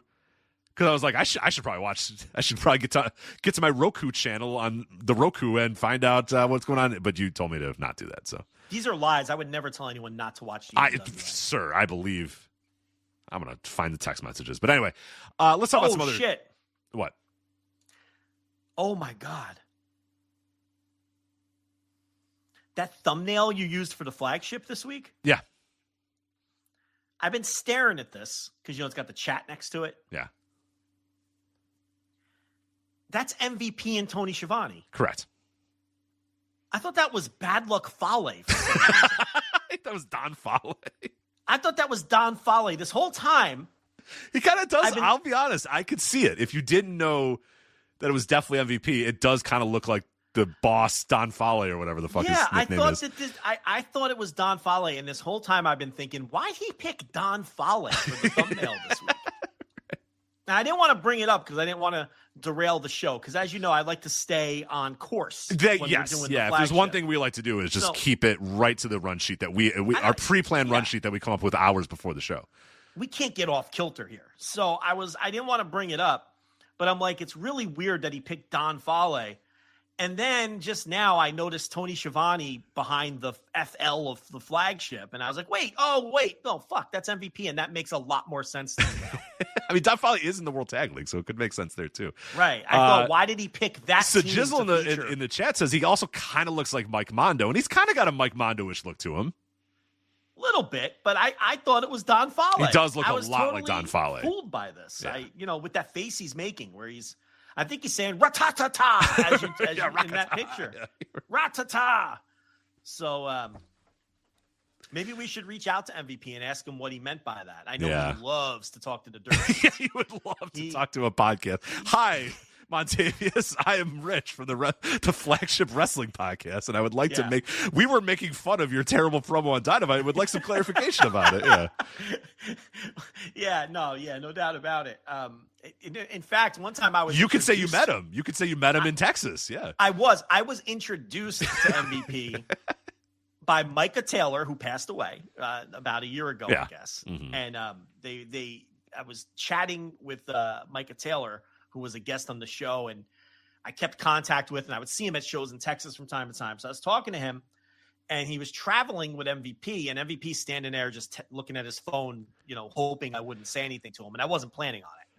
But then Taylor decides to introduce us, which MVP wanted no part of, which I wanted no part of, but the guy was being polite, right? So what are you going to do? So he's like, Joe, this is MVP. And I was like, all right. So, and he had a giant necklace on that had MVP, giant gold and diamond necklace. Oh, is that his name? Yeah. So I'm like, I'll never forget. I put my hand out and I said, Mr. MVP, how are you? And, feeling awkward as hell. And he didn't shake my hand, and he didn't even look up from his phone. And he just gave me like the nod, like the front nod, and it mumbled something because he was terrified because I was introduced as, this is Joe from Voices of Wrestling, and they have a podcast. And I totally understand. He's in fear that I'm going to ask him to come on my stupid podcast, which I wasn't going to do. But as you know, Rich, that we were pretty young. We were pretty early on. We would have definitely taken an MVP interview. That would have been amazing. I can promise you I wasn't interested. I wasn't going to ask him. I wasn't interested. I never want to be in that position. It's awkward as fuck. I have never propositioned a wrestler in person to come on the Dopey podcast, even back then. So we were both incredibly awkward, and we both felt that we were awkward, and we both just wanted to get it over with as soon as possible. But I will never forget me saying, hello, Mr. MVP, and just thinking to myself, oh my God, why'd you just call me Mr. MVP? And that was my one and only brief run-in with MVP. Yeah. But we could remind him of that. I'm sure he remembers. Yeah. So I'll let you handle the communication. And maybe he'll say, hey, I was hoping you were going to invite me on the show that day. It's been so long. My God, why didn't you? Now, finally, I'm getting my big invite to the Voices of Wrestling podcast. Yeah. They'd love it. Yeah, I'd love it. We'd all love it. Yeah, great interview with MVP. But anyway, that is the NWA AEW National Title controversy. We'll keep an eye on how things are looking there. While we're talking about AEW, let's quickly run down next week's lineup. Special Blood and Guts Dynamite is we're going to have two Blood and Guts matches on next week's Dynamite. We'll start with the men's Blood and Guts match. You have Darby Allin, Roderick Strong, and the conglomeration, Kyle O'Reilly, Mark Briscoe, and Orange Cassidy versus the Death Riders, Claudio, Daniel Garcia, Jon Moxley, Pac, and Wheeler Yuta. On the women's side, Marina Shafir, Megan Bayne, Mercedes Moné, and the Triangle of Madness, Julia Hart, Sky Blue, and Tekla versus Harley Cameron, Jamie Hayter, Chris Statlander, Mina Shirakawa, Toni Storm, and Willow Nightingale. So 2 Blood and Guts matches on next week's Dynamite. Little overkill for me. Not a match type I ever really enjoy. War Games matches, we always talk about this, massively overrated all time. Like, people think they're good. 90% of them kind of suck. The few that are good are really good, but most of them suck. So I'm kind of always down on Blood and Guts and War Chambers and War Games and stuff. I want to say the first AEW Blood and Guts was pretty solid, but it's kind of been law of diminishing returns since then. And I'm particularly annoyed that it's just like oh, it's Blood and Guts time, so let's have Blood and Guts Dynamite and let's have 2 Blood and Guts matches because it's Blood and Guts time and we're doing a Blood and Guts match. You know, like that's I'm always if anybody's ever listened to the show, you know what I think about forced.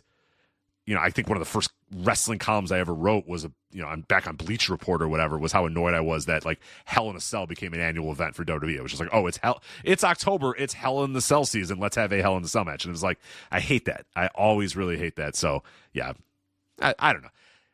I think the men's one will be pretty good, but yeah, again, I think most War Games matches kind of stink. So I don't know.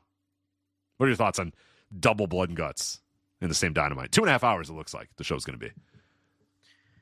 Yeah, I mean, I talked about this on Flagship Plus a couple days ago on a cursed piece of audio that had a lot of audio issues. So maybe some people had to check out on that. But I mirror a lot of those thoughts. I think that when you have a match like this, there has to be a long, heated feud that necessitates this kind of blow off, and there has to be some stakes. And neither of these matches have that. Neither of these matches feel like they're needed at this time between the participants, especially the women's match.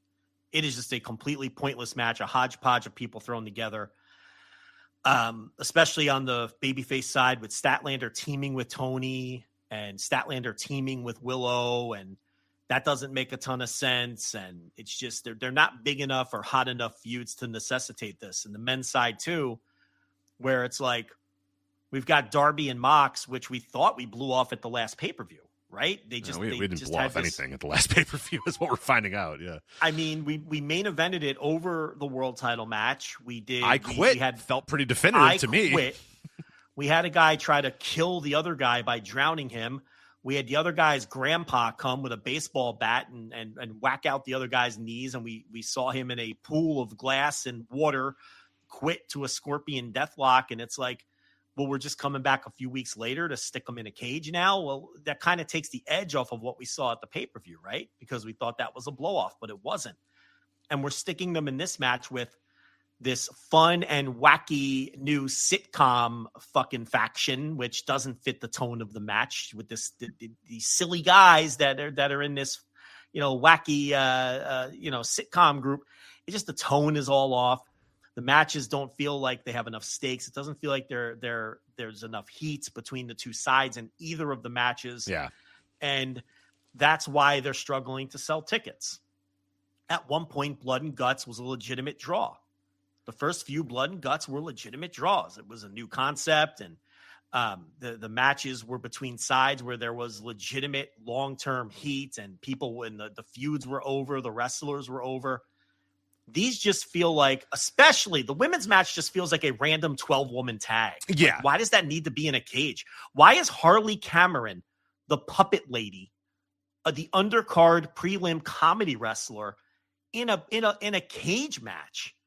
In a Blood and Guts match, which are meant to be these violent, nasty matches where, one side wants to literally kill the other. Again, tonally, it doesn't work. No, and that's all off. That's a big law, and that's a big reason why War Games matches, even when they weren't good in the past, at least had like, the classic ones when you go back to, 80s. And yeah, again, a lot of them were not very good. You go back and watch them and you're like, this is not very good. But at least like they had the right tone. The idea was these two warring factions are going to get locked in a cage, and it's just going to be a bloodbath. They're going to punch and kick each other and beat the fuck out of each other until one person is going to give up. No pinfalls. You know what I mean? None of that. One team has to say, I surrender, I quit, or what, you know what I mean? Like, and that made it kind of cool because it was like, this is the only way to settle this feud. It's the only way to get through that we have to lock these two teams in this cage and they have to beat the fuck out of each other, right? Like, that's what it has to be. And little by little, we've kind of stripped that away. And WWE did it a lot for NXT. They would have their annual War Games. They're going to do it here in November. They're going to have a War Games match. A bunch of other companies just now do War Games matches because that's what you do. Sometimes you do a War Games match, or every single, November you do a War Games match. Oh, it's Fall Brawl. The WCW got there towards the end. It's September. All right, well, it's time for Fall Brawl or whatever. So we got to do War Games. And that just loses the whole appeal of the match. The match doesn't have, because the match stipulation doesn't lend itself to a really great match unless there's a real sense of hatred between the two teams, and that these teams can't wait to jump in the ring. You know what I mean? This guy can't wait to get in the ring and get his hands on Tully Blanchard because he's going to have his hands on Tully Blanchard for 5 minutes and have the advantage until one of Tully's guys comes in and helps him. You know what I mean? Like, that's the whole idea. So I'm supposed to pretend that Mina Shirakawa is going to be like jumping up and down and running into the ring to go beat up like Tekla? Like, what the fuck? Who cares? You know, there's just no real interest in this. So it's just like, the second that it becomes an annualized thing, and you brought this up in the Discord, and if you're gonna do a women's match with this whatever Blood and Guts, you have to make it matter a lot, because what's gonna happen now is we're doing they're always going to be a women's and a men's one now forever. So get used to now two you of have them. to have two. Yeah. Because if next year you decide, we've got this really hot issue on the men's side, but we really don't have one for the women, people will say, well, you don't do women's Blood and Guts anymore? Why not? And then you're going to run into that problem, which is a problem I personally wouldn't care about. And I genuinely don't think it matters that much. But when you live online the way that the people that run this company do, it matters to them. It does. It does. That feedback does matter to them. And this is a company that struggle. Let's be honest, they struggle to do like high level women's stories and stuff, and a lot of times don't do a whole lot of stories with the women that don't involve titles. So to then every single year, I disagree with that. Make your point. But every year annually, you're going to have to try to figure out a way to make a story that. For the way you do with the men, but I'll be honest, they haven't done a good job with the men, so it's not like I'm expecting them to do a good job with the women either. So the men's one is living off the fumes of the Death Riders versus Darby story, but they're fumes at this point, because I thought they were extinguished after the I Quit match, and they're not. So why does the goofball conglomeration, why are they so eager to get into a dangerous Blood and Guts match? Why? Because Jon Moxley avoided losing to Kyle O'Reilly twice by getting counted out? Like, it doesn't – there's not enough heat there. No. It's just for this match, you need like a lot of hatred built up over years for the or many months at minimum for it to work. This is just – it feels forced. And look, the results are in the ticket sales. Nobody sees either of these as they're doing two of these, and it's not enough to sell tickets because nobody gives a shit. Nobody gives a shit about either of these matches. Let's just be honest about it. And you took the edge off of Darby and Mox by doing the I Quit match last month. Why didn't you just hold off and save it for Blood and Guts and do the Death Riders versus Darby and whoever was helping him out at that time? You do the same baby faces you're doing now, but build it better. I mean, why didn't you just hold it off? Instead you do the I Quit. It takes all the edge off, and people are like, we just saw these guys try to murder each other. What could they possibly do to each other? You cannot keep topping this. We talked about before the I Quit, we were wondering what they were going to do to each other. How are they going to top trying to saw each other's ears off in the I Quit? All right, well, then they tried to drown each other and kill each other. Well, then what are they going to do in Blood and Guts? And is it going to be over then? How can I be confident it's going to be over then? Right. It's like, so it just feels like both of these matches are extremely forced. Okay. And what are the percentages that we're going to see that puppet? I'm not doing a bit. What are the percentages? It's not impossible. Okay. I'm not saying it's 100%, but it's closer to 100% than 0% that we see a fucking puppet in the Blood and Guts match, because Mercedes is in the match and Harley's in the match.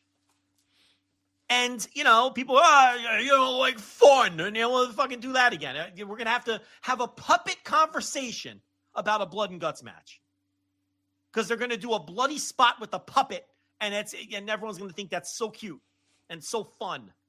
It's you can see it coming a mile away. You can, and I think I have a read on the men's match too, and I don't know. I don't know if I'm right on this, but I sense that this is kind of leading to possibly the end of the Death Riders and those guys all turning on Moxley or whatever. Moxley quits again, probably. You know what I mean? Like that, some idea where he has to quit or something like that, and those guys eventually just say, okay, this isn't the leader that we need anymore. He's not with us. He's gone soft or whatever. Like, that's kind of how I feel it going. But again, like, you could have told, we saw him quit already, so we're going to see him quit again, I suppose. Or I don't know. It's just...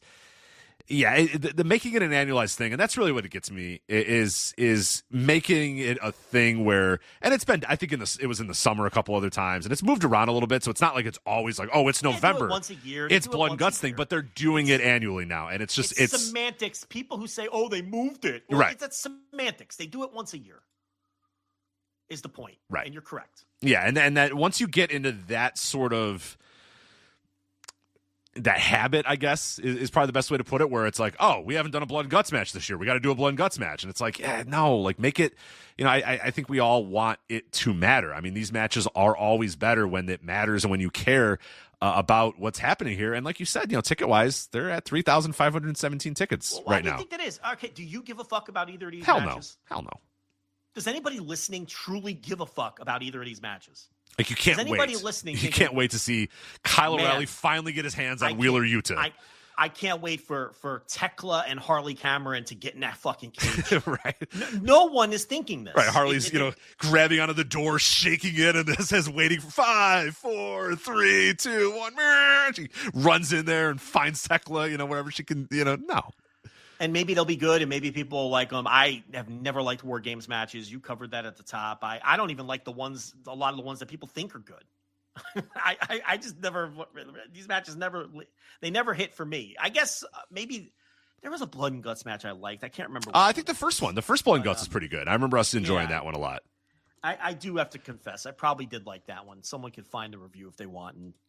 But there was at least one of them. But again, I think what you said, diminishing returns. It's you do it every year. It's like it's getting like ladder matches. Like it's like, all right, I've fucking seen it. If it would go away for a while and then come back for a really heated program that really deserved it, that people were into, then it would work better, right? And since it doesn't now the counter argument to that would be if it was drawing. If these things put 10,000 people in the building every year, then yeah, you have to do them every year, but they're not. Nobody gives a fuck anymore. You're doing 2 of them and you barely have 3,000 tickets sold. It's dead. The Blood and Guts concept is dead. It's over. You can't even get people in the building for 2 of them with the hook of here's the first women's one. That doesn't even work. So, look, they're going to put it on TV next week. It'll do like a 0.1 versus the 0.08 that they're going to do this week or whatever. And then there will be people who will say, well, see, it popped the number. That's why you got to do it. And it's like, it probably would have done fucking 0.1 if you just did a well-built main event that you built the week before. It's that match is not a draw. You also get on the same show, which I think is kind of weird too. Hangman Page versus Powerhouse Hobbs in a Falls Count Anywhere match, which I don't know if I would do. Kind of overkill. Right. We're going to hit each other with weapons, and then we're going to end that match, and then we're going to go to the men's Blood and Guts. People are going to hit each other with weapons, and the match is going to end, and then we'll see the women's match where they're going to hit each other with weapons. It's maybe just do a stay in the ring wrestling match is maybe what I would do, but they're going to do a Falls Count Anywhere. It seems like overkill, but, what do I know? Yeah. There's also the idea that they're doing the women's tag team tournament at the same time that they're building the women's Blood and Guts, which is kind of like, maybe spread those things out too. Right. At the same time, they're also doing national title. Right. A national title, rolling out 2 new titles, and also doing the women's tag title tournament with with women that are in the Blood and Guts all at the same time. It is a lot. Mm-hmm. It is a lot. And you might be better served to kind of spread that stuff out. I do think that 2 matches would have been overkill, even if it was still a hot concept. I mean, pick your hottest program and put it in there, whether it's men or women. How about that? How about just pick the hottest program and do 1 Blood and Guts match? This idea, now they're stuck. Now they have to do 2 every year. They're locked in. They're just, because of the way the world is now, you have to do 2 now. So next year we're going to have to sit through 2 Blood and Guts matches again. Mm-hmm. And I don't have any confidence either one of them will be well built, because neither of these are. No. Yeah, you're well in your right to think that. Full Gear coming up November 22nd. We have a pretty good amount of matches listed already for that show. Obviously, your main event is going to be Hangman Page versus Samoa Joe for the AEW World Title. AEW Women's Title, you got Chris Statlander versus Mercedes Moné. AEW World Title, World Tag Team Titles, I should say, Bandito and Brody King versus FTR. AEW TNT title, no disqualification. Kyle Fletcher versus Mark Briscoe. First time ever matchup between those two. AEW, no, I'm joking, of course. AEW National Title, Casino Gauntlet. Shelton, Bobby Lash, Ricochet. That's all we have so far. And then the $1 million 6-man tag team titles, Josh Alexander and the Young Bucks versus Jurassic Express and Kenny Omega. Yeah, I don't know. I talk about Dynamite every week. You have thoughts on this? You can do it, but I'm tired of talking about Dynamite. Not really. That's kind of my take on AEW lately is, I don't really have many thoughts about anything. I watch them and I'm just kind of like, all right. God bless you for doing the audio every week. I I would be at a point where I don't know if I could do audio every single week on it. I just have nothing interesting to say really about it right now. So kind of not down isn't the right way. I'm just kind of apathetic about it just AEW kind right of now. exists. Yeah. It just kind of exists, Mm-hmm. you know? Yeah. It's like I always say, it'd be a great third best promotion in the world. It really would. It'd be like a great third best promotion. If there were two really great wrestling promotions in the world and AEW was like the third or fourth best one, I'd like it so much more. The fact that it's like by default maybe the best promotion in the world is, it's not great. That's a problem. It is a problem. It's a problem. Well, I can tell you one company that I would not consider the best promotion in the world, and that is World Wrestling Entertainment. Because, yeah, I know, hot take, I know from this podcast and me in particular. But I watched Saturday night's main event live on the Peacock, not in the no NBC anymore. None of these commercials and yuck and time constraints. No. We're on Peacock. So my man Paul Levesque can finally stretch his legs and stretch his arms and go, all right, I don't have to worry about commercial breaks. And I don't have to worry about fitting into a 2-hour time slot. And I don't have to worry about rushing Goldberg's retirement speech and stopping it mid-speech. No, I don't have to worry about any of that sort of stuff. I'm on Peacock again. I can do whatever I want. So you know what I'm going to do? I'm going to have 4 matches. And they're all going to be kind of bad. And then that's it. I thought this show was great. You thought Saturday night's main event was great? No, of course I was like, which one did you watch? No. You thought the Halloween segment with Miss Elizabeth was fantastic. Yeah. They were bobbing for apples, Rich. It was incredible. Look, I'm like the one weirdo. I love the pacing of the ones that were on. I did too. Yeah, it was cool. I would talk about that all the time. I thought that it broke WWE out of their usual house style mold, and it made for much more interesting shows than they normally would have.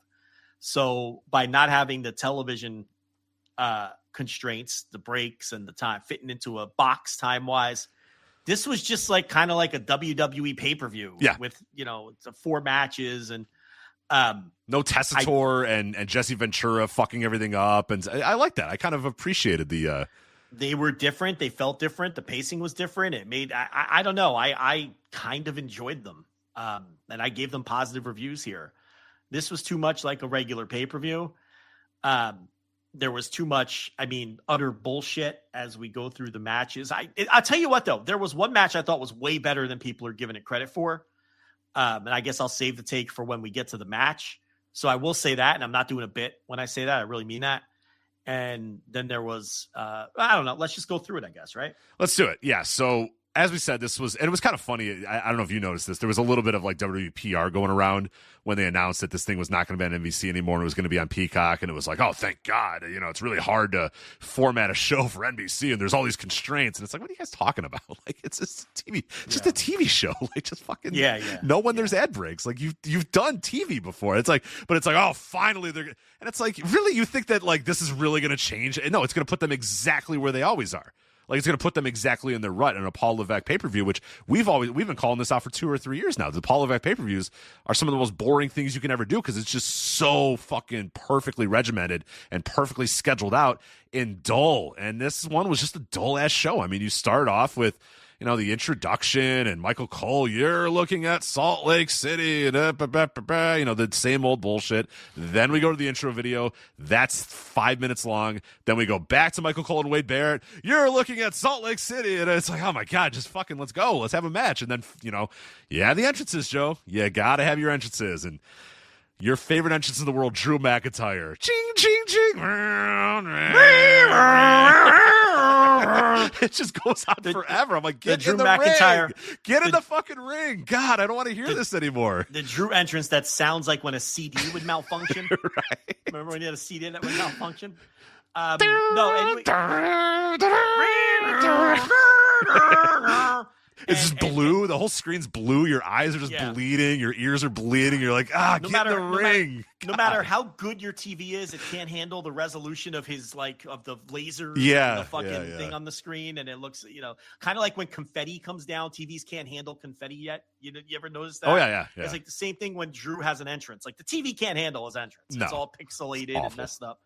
We also should mention that whenever they revive Saturday night's main event, it bombs miserably. Isn't this this is the third time? Yes. Isn't this the third try to reboot this fucking thing, and it never fucking works, and it always bombs miserably and gets canceled? And if we weren't in the streaming era, that would be gone. It would just be gone. Right. Like if there was no Peacock to fall back on, it would have once again failed miserably. NBC again for the third time would say, "Okay, never mind. This thing doesn't really work. Our bad." Yeah, let's learn. Yeah, they never fucking learn. NBC refuses to learn. But yeah, we open up with Cody Rhodes and Drew McIntyre for the undisputed.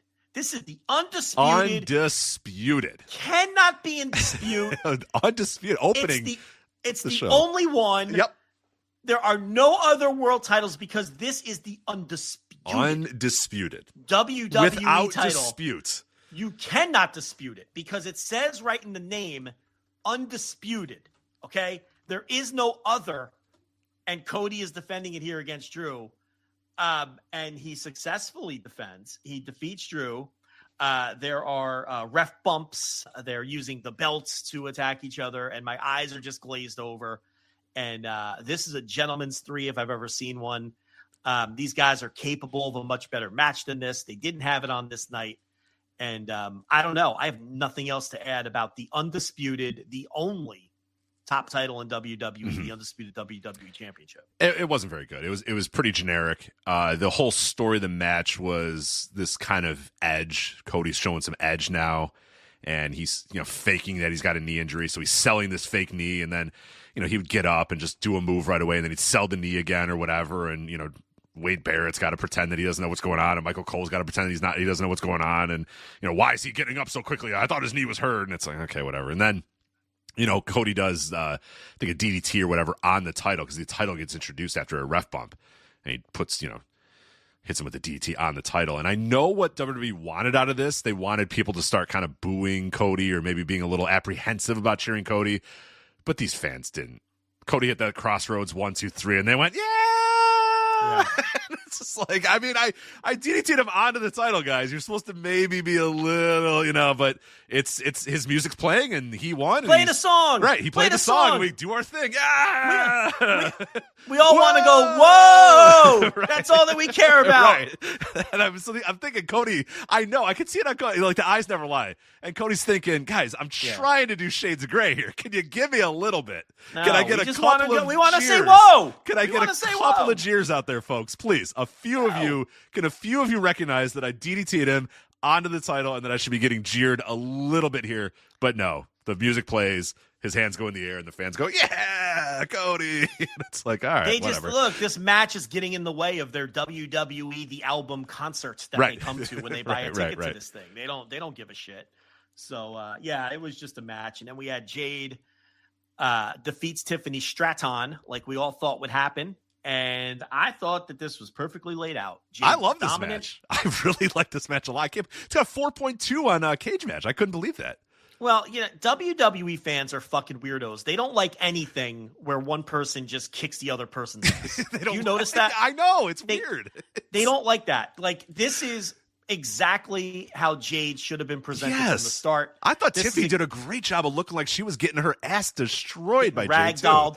This is exactly how Tony Khan presented Jade Cargill. Jade Cargill looked more confident here than she's looked in her entire WWE run. Why? Because she did what she's good at and what she's confident at, which is using her power, her strength to ragdoll an opponent, dominate them, and beat them in 5 minutes, which is exactly how Tony Khan pushed her and how she got over to begin with. They finally just said, you know what? We need to book Jade Cargill the way that Jade Cargill got over to begin with, and that's what they did here. And I thought she looked fine.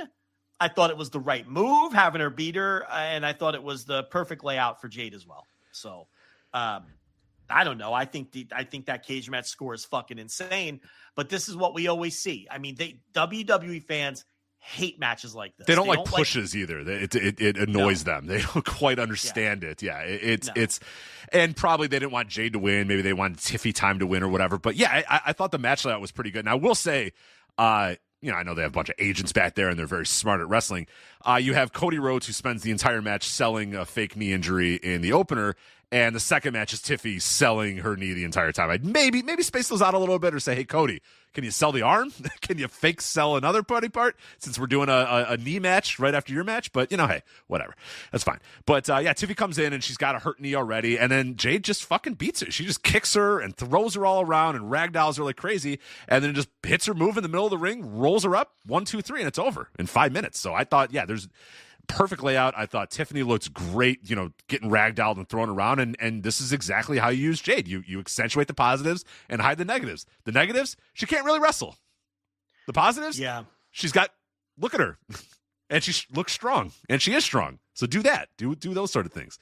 What was the last awesome squash the Mutants didn't like? Wasn't it Brock over Cena? Yes. Yeah. I love that match too. Of course. That was a lot of fun. Yeah. These mutant WWE fans, they don't. It's like they hate short matches too. That's another thing too. They love their fucking 18-minute. Even though in the arena they don't make any noise. Faster. They don't make any noises during the matches, but they love. I don't think they do. Like I don't think they like long matches. I don't know what these people just like sing-alongs and entrances and promos and stuff. Because I don't think they like long matches. I think they see it being like it's fair between their two faves because they like everybody. So an 18-minute match is fair to their faves. Because that's what they want. They want a 50-50 match where people kick out of finishers, and if they steal each other's finishers, that's an added bonus. But that's only for special pay-per-view matches, right? PLEs. That's for PLEs, please, for God's sakes. They're called PLEs. No, they're not. I don't have to bow to their verbiage. I don't work for them. And I will never say PLE. These people, they want 50-50 matches. They want they want to finisher kickouts. 1, 2, they want Michael Cole to go, what? Oh, he kicked out. They want every match to be that same template. Yeah. That's what they like. And they see it as like an injustice if somebody just gets beat definitively or gets squashed. Right. And it's so funny because these people just talk about storytelling, and that they like one kind of match. They don't. That's why I always say they don't even know what the fuck they're talking about when they talk about storytelling. They don't know. They're just parroting Triple H. We tell stories. It's what we do. Like they just parrot him. Yeah. He says it, so they say it. Vince McMahon used to say it, so they say it. Like they have all the wrestlers brainwashed to say that, oh, we tell stories, and that's what the fans say, but they don't know what. And the only story is you hit your finisher and you kick out. I hit my finisher and kick out. I steal your finisher and you kick out. You steal my finisher, we kick out. Then I hit my finisher again, and then you might kick out, or I might beat you. And if you do kick out, then I hit my finisher again, and then that time I beat you. Storytelling to them is long. Community theater style back and forth promos for months on end, and then having the match that you just. Oh, I forgot to mention Drew during the match. Said, "I'm going to be the undisputed WWE champion, Cody. Just lay down." And it was like, doing the mid-match promo, and then he hit a back body drop. Joe went for the 1-2 and Cody kicked out, and then he grabbed his hair and ripped it out. And Michael Cole's like, he's really got to be thinking, what more can he do to Cody? I'm like, well, more than a back body drop.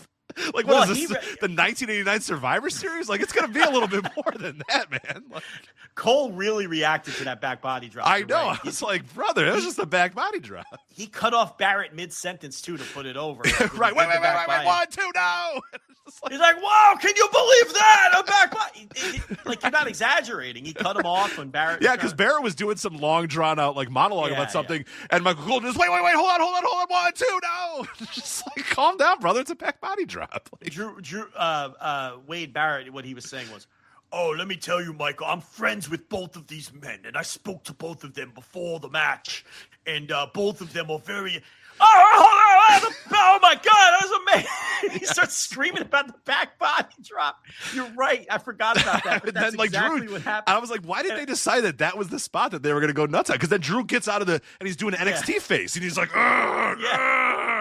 like pulling on his hair. Like, I can't believe it's a back body drop. Like, it wasn't even the Claymore. Like, right. you buy it for the Claymore. It's fucking weird. But, what a fucking shit company this is. This sucks. So terrible.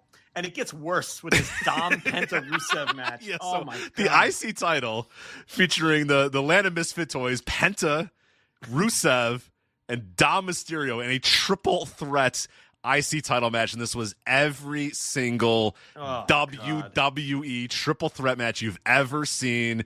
Two guys fight. One guy breaks up the pinfall. He does something to the guy who did the pinfall, throws him out of the ring, and then the other two guys fight.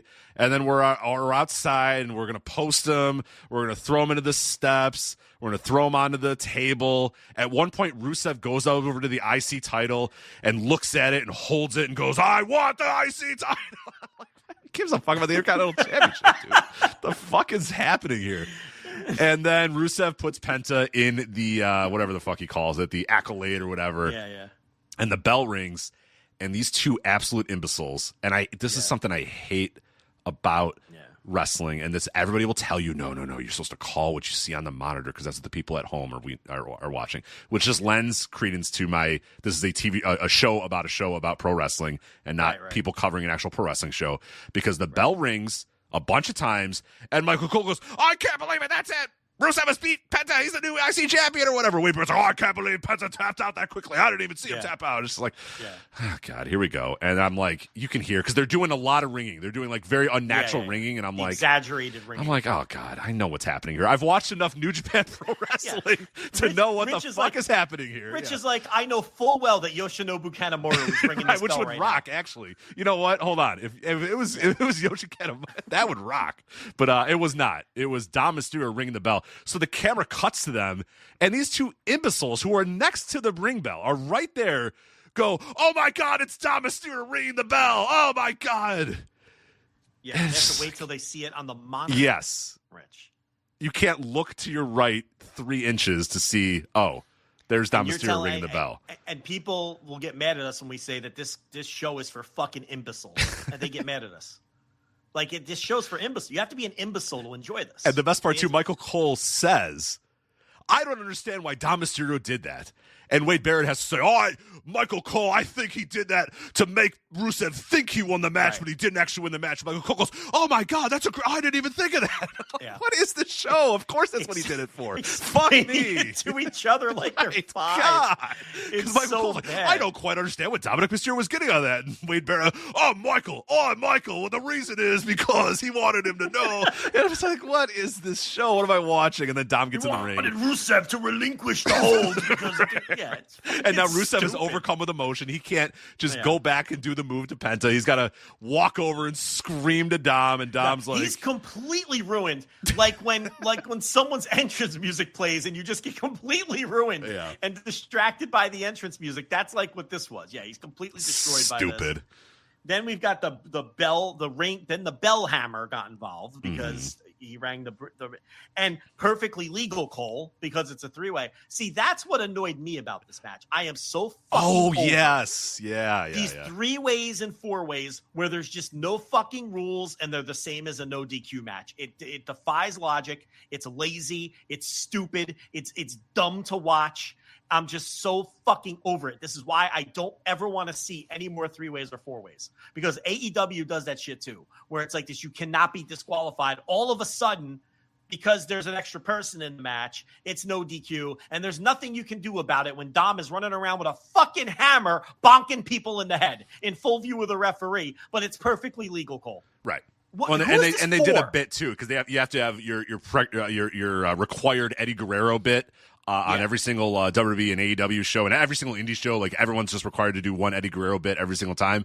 So Dominic introduces the chair to the ring and tries to do that guy hit me with the chair bit, but then the referee's like, I can't disqualify you. It's a triple threat. And he's like, it doesn't matter. And then Rusev just starts hitting people with chairs. And I'm like, with that idea, if the idea is that this is no disqualification, you can do anything, why not just roll out of the ring right away and grab a chair and just hit people with it? Why just bring a chair to the fucking ring? Why did you wrestle for 10 minutes without a chair, and then when a chair got introduced, you say, oh, yeah, maybe I should use this chair? That's what I mean, and that's why it sucks. Because it totally strips all the psychology out of the match.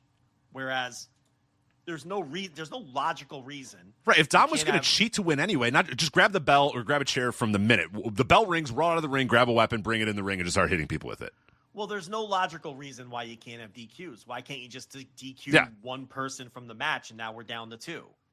There's no logical reason. It's perfectly legal, anyway. Cole. It's perfectly legal, Cole. I'm so sick of these fucking matches that I just have no interest. And then every Dom match, whether it's here or at AAA, is exactly the same. They're exactly the same. You know, because he can't do anything else. He just has to, he does his shit healery, the same shit healery every time, too. There's never anything new or creative with him. So, yeah, I fucking hated this. I dislike this match greatly. Yeah, I mean, this is the highest rated one on Cage Match, by the way, which is just perfect. Well, yeah, I don't know. Idiots. These people don't have any fucking taste. No, they don't. You know, it's like I feel like Rick the Model Martel every time. Like, you have no class. Right, with that face, you're making that face too. Yeah, you have no Rick class. Martel face. You have no taste. You have no class. You know, and they don't. WWE fans are mutants that have no taste. That's what they are. So we go to our main event am I reading this right? So clarify this for me, Joe. The opener was Cody Rhodes is defending what title again? The undisputed. Okay. There is no dispute. WWE title. Because my notes say that this match between CM Punk and Jey Uso was for the WWE World Heavyweight title. Yeah, it's fucking preposterous. it's so stupid. Vacant. I mean, it's just so dumb. This fake world title that they created, and it's still the fake world title to me. I refer to the Cody title as the real world title, and then this thing, whoever holds it, Gunther, Jey Uso, Seth Rollins, now CM Punk. This is the fake world title. Like, they made this title, I think, because it's an ego title, right? So they got a lot of big stars in the company. You can't just have one world title. So if you have two world titles, you keep everybody happy. Well, it's for the both brands. One brand has their world title, and the other brand has the other world title. Fuck off. There's no brands. There's SmackDown and there's Raw. Yeah, that's see, it's the ego, it's the fake world title, and Punk has to sell this like he really cares about winning this. I'm going to tell you something right now. Phil Brooks knows full well that Cody Rhodes is the champion of this company. Don't think for 1 second that man, okay, maybe some of these other dummies on the roster think that it's some big honor to hold the fake world title. Okay, maybe they do. But CM Punk does not. He 1,000% knows two things that he knows to be true. Cody is the world champion in this company, and and Punk knows that he has not yet main evented a WrestleMania. He knows that those two things are true deep down in his fucking heart, deep down in that contradictory fucking soul of his. He knows those two facts. So if you are one of these anti-Punk people, if you have Punk derangement syndrome, if you hate Punk, you can hit the pillow at night knowing that I can promise you he knows those two things. And he had to sell this fake world title win. He put the hands on his face and he's rolling around. He knows this is pretending he's about to cry because he beat the fucking Yeet Man. Oh my for the God. fake world title. Fucking Yeet Man. He knows that this is not a real world title. No, and this is going to be my surprise take. I didn't think this match was bad. Everyone thinks this match was bad. I didn't think it was bad. I thought it was... I wouldn't say I thought it was bad. I just thought it was not good at all. Does that make sense? I thought it was good. I didn't think it was like Notebook good, but I watched the match and I couldn't figure out why everybody was saying it was so bad. And I was like, this is actually pretty good. I think you and I came to the conclusion that Yeet Man was the fucking shits way earlier than a lot of people did. You know what? I think you're onto something. Because like I was ranting and I was done with this guy after that Gunther match at WrestleMania. I thought that was actual dog shit, and a lot of people still. I don't know if they just never watched or whatever, or they never hyper focused on it. Maybe they were focusing on it because it was the main event and Punk was in it or whatever. I think you and I were already resigned to the fate that Yeet Man's a fucking zilch the second the bell rings. Yeah, and has no cardio and no gear, and like I've noticed that in this match. He was blown up like 2 minutes in. He gets blown up after his entrance. He's like Ultimate Warrior style, where once that fucking yeeting is over, he blows up immediately and then cannot work and cannot get his win back for anything. And he's just not very good. He has no charisma in the ring. He can't really do anything right at all. And I thought Punk did a really good job of trying to get something out of this guy who was sucking air the entire time and basically couldn't perform any move properly because he's got no absolute cardio, endurance whatsoever. So I thought, I was kind of with you. I didn't think it was like a disastrous match. And I think a lot of that credit goes to Punk because I thought Punk was working with a broomstick here. And Uso... as usual, just absolutely fucking sucked, and is just, I would never put this guy anywhere near a main event ever again, ever. He is a fucking zilch, man. You love burying this. He's got nothing, man. Just you love burying. How do you do that entrance, and the second the bell rings, you're just like you do nothing. Like, he hits moves and then doesn't. I talked about this in the Gunther match. If you're going to be a guy that can barely contain himself once he gets in the ring and has to do another round of yeeting, like, when you hit a move, maybe look to the crowd for a second. Maybe yeet over to the crowd and maybe get them on your side. He doesn't do anything. He just wrestles his match. He just goes in for 20 minutes, hits some moves occasionally, and it's just like, can you do something? Is he has no crowd connection at all. None. And outside of his entrance, which, again, perfect for a fan base that just wants to yeet. Both literally in this case and figuratively with everybody else. Yeah, he's a nothing. And I think you might be right, because I don't have any expectations for Jey Uso at all, and I thought that the match was fine. But there's a lot of people turning on Jey Uso lately. It's starting. People are starting to see that there's nothing there. Now, the match did get good reactions in the building. I can't say that the match didn't get reactions in the building, because it did, as it built towards the finish. But yeah, I don't know. I thought it was the best match of the night. I mean, for me, I thought it was the best of these four matches. The Jade match was too short to be. I hated the 3-way, and the Cody Drew match was a nothing match. But so Punk is the non-undisputed version of the world champion. So, but it's not in dispute, though. Don't ever say it's in dispute, because there's no unquestioned, dispute. Undisputed, yes, whatever synonym you want for undisputed. It is that. It is that. So indeed. one day they'll have a unification match for these two titles, and then 3 months later they'll roll out yet another. Yes, because there's like multiple world titles already with the undisputed thing, and now you have this fake thing. They'll merge them, and then they'll do this all over again, rinse, repeat, and. It's one of those things. And then none of them really mean a thing. Titles really don't mean anything anymore. I mean, it's true. It's the stars that mean something. It's the people that hold them. It used to be able to get people over with titles. It doesn't really work out that way anymore. Titles are more prizes for people's favorites. It's more kind of that idea. So it doesn't matter. I mean, they'll merge them and then roll out another one, and the fans don't care that they have two world titles. Their fans probably like that. So who cares? Well, who cares about anything in this company? Yeah. None of it matters. None of it matters.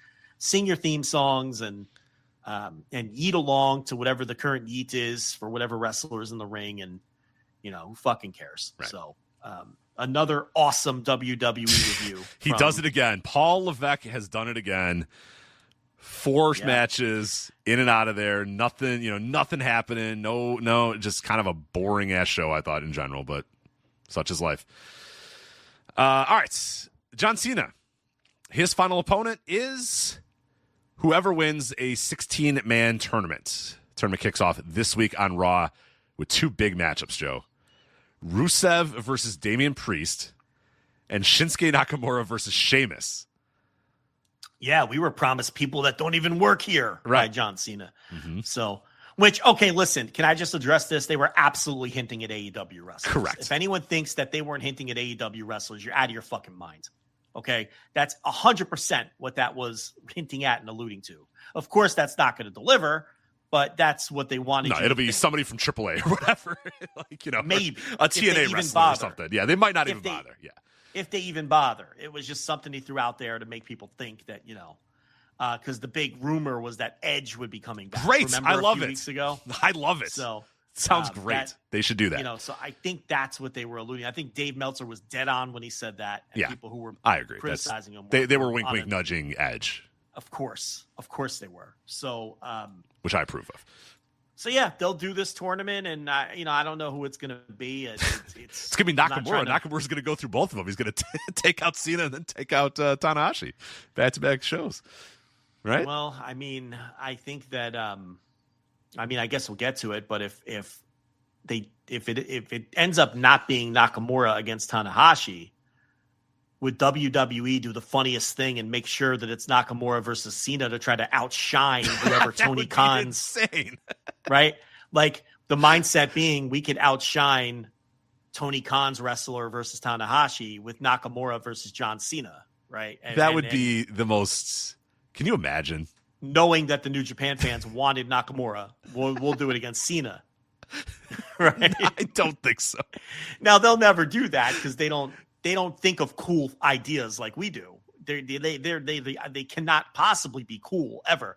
But I don't know. You think it'll be Damian Priest? Do you think it'll be Damian Priest versus John Cena? Yeah, no, I don't think it'll be Damian Priest. Oh, okay. What about Rusev? You think Rusev's going to beat Damian Priest? I don't think it'll be Punisher Martinez, and I don't think it'll be 2B Miro. I don't think it'll be either one of those men. I love the X handles to call the guy.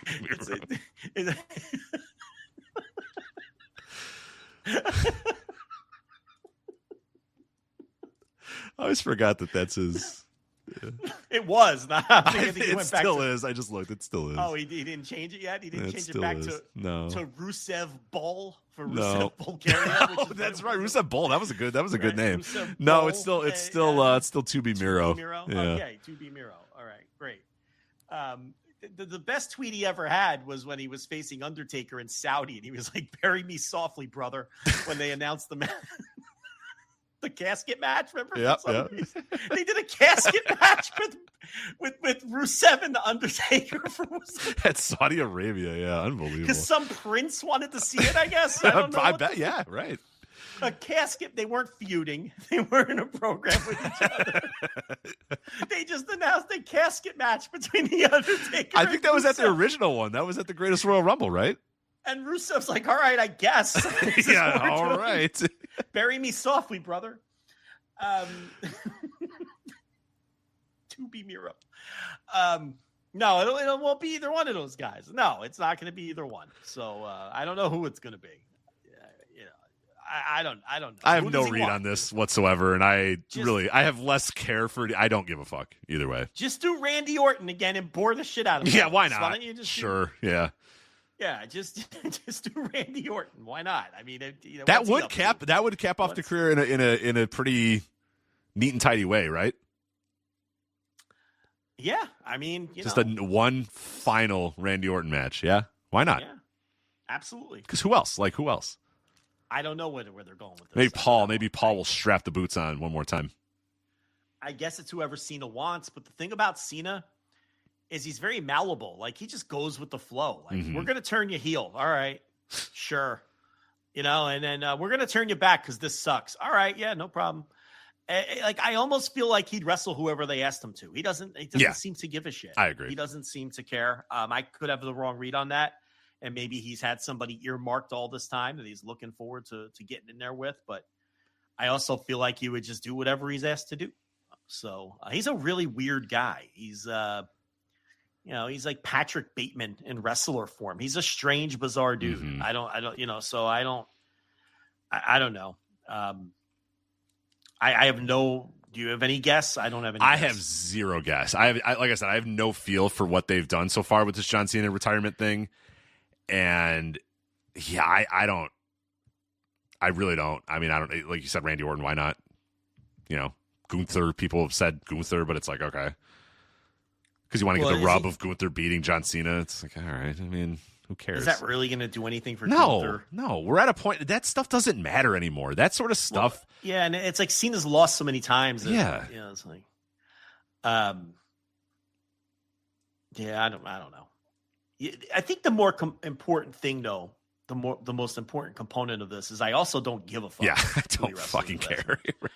So that probably affects the reason why I can't think of who it might be. You're not going to be crying into your "the last time is now" towel, thinking about all the great John Cena memories that are gone. I have no beef with John Cena, the performer. I was never one of these Cena enough guys. I don't know. He's fine. I never had this vitriol for him. I was never a big fan. By the time that we got to the point where he was just dominating the company, I was so checked out of it anyway that I didn't give a shit. Right. Like, what do I care that they're pushing John Cena and the 5 moves of doom. And none of that bothered me because I didn't care anymore. They had run me off long before that. So I don't have any adoration for him or emotional connection to him. I also have no vitriol or hatred of him. I'm largely indifferent. I think that there were points in his career where he was very good and didn't get enough credit for it. And yeah, he's obviously a legendary performer and one of the biggest stars in the history of the company and the business. And I won't miss him at all because I don't know.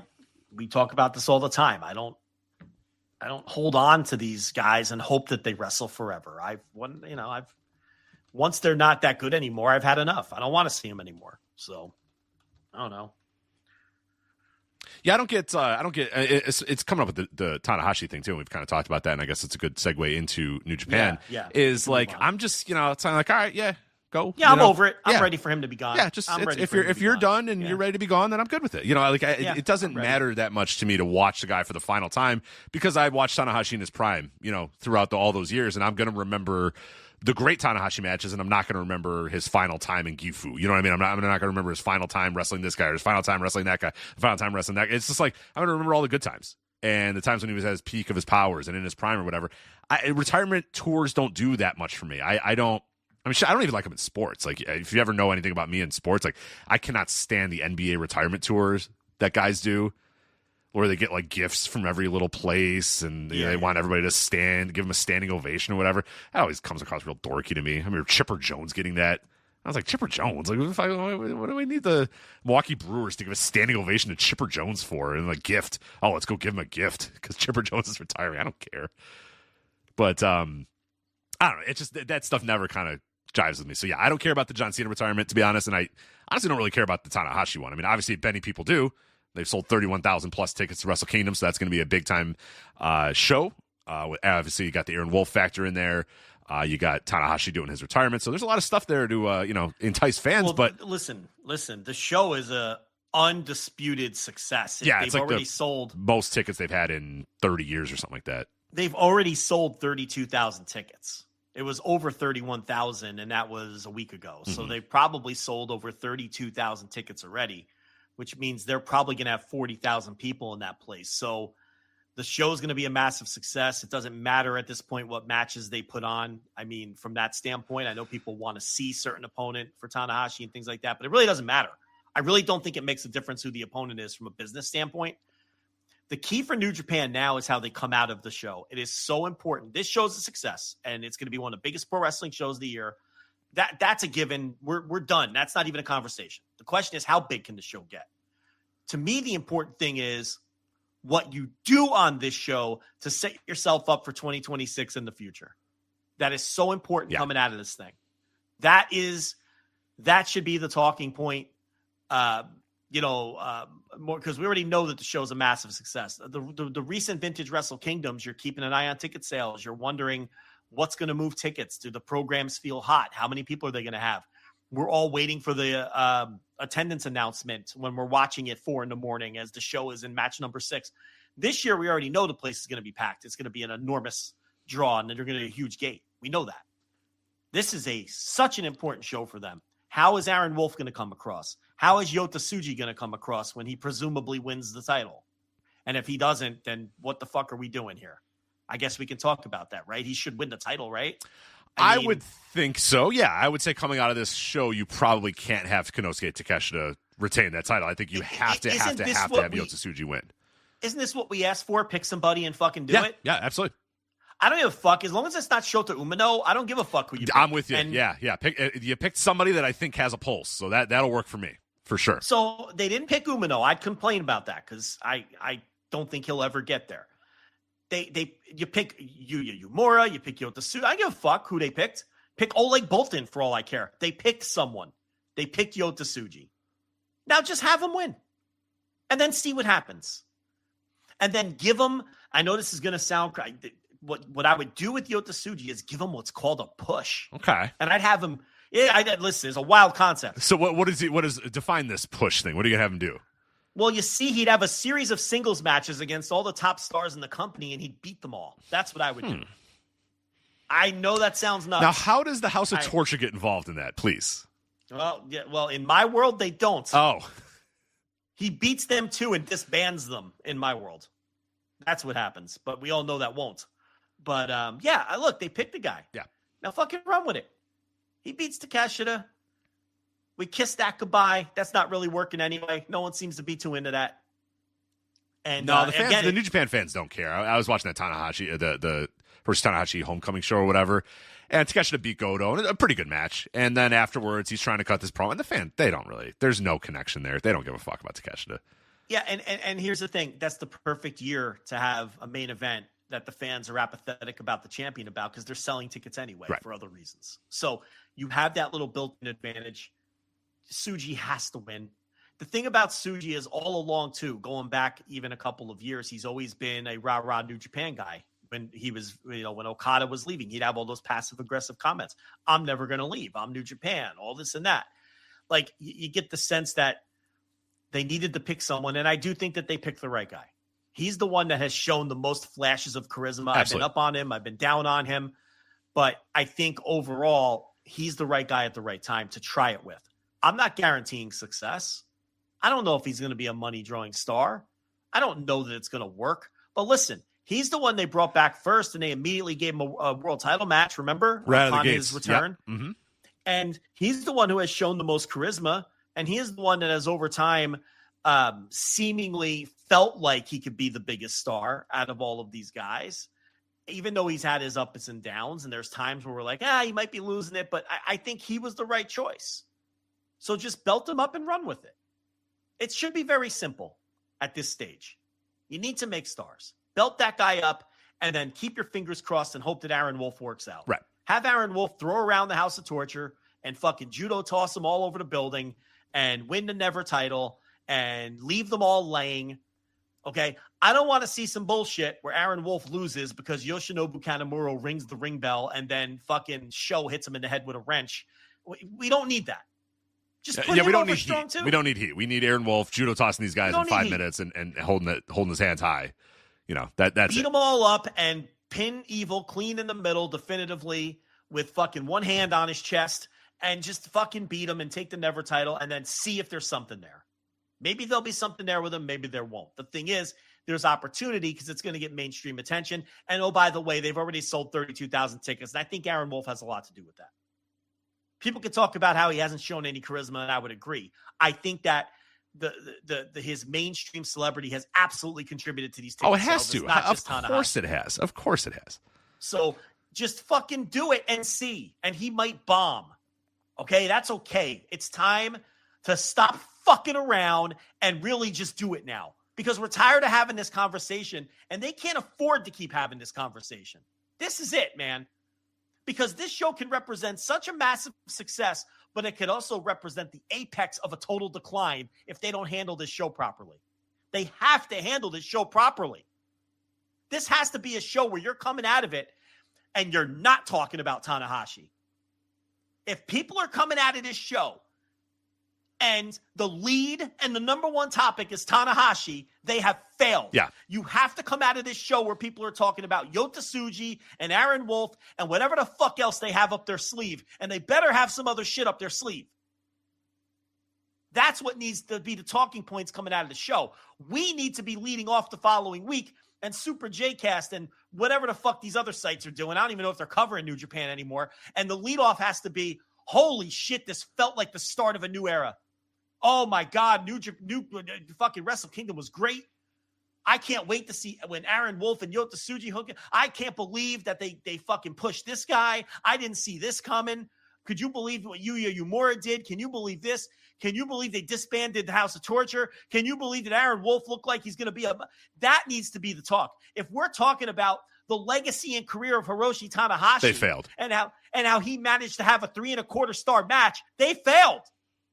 They failed, Rich Craich. That can't be what people are talking about coming out of this. Because that's how you know it is over. Because they got nothing left. They got nothing left. And I don't give a fuck who Tanahashi's opponent is. I see all this talk, this controversy. I don't care who it is. I don't care. That's not what I'm interested in this show. I'm interested in what they build on this show and where we're going moving forward on this show. I couldn't give a fuck who he gives a high fly flow to, where they put the knees up and then he eats somebody's finisher and they raise each other's hands. That's fine and dandy. That's not what's important to me on this show. It could be Okada. It could be Nakamura. It could be Naito. It could be Shibata. It could be your fucking mother's ass. I don't care who it is. It doesn't matter to me. That's not what's important here.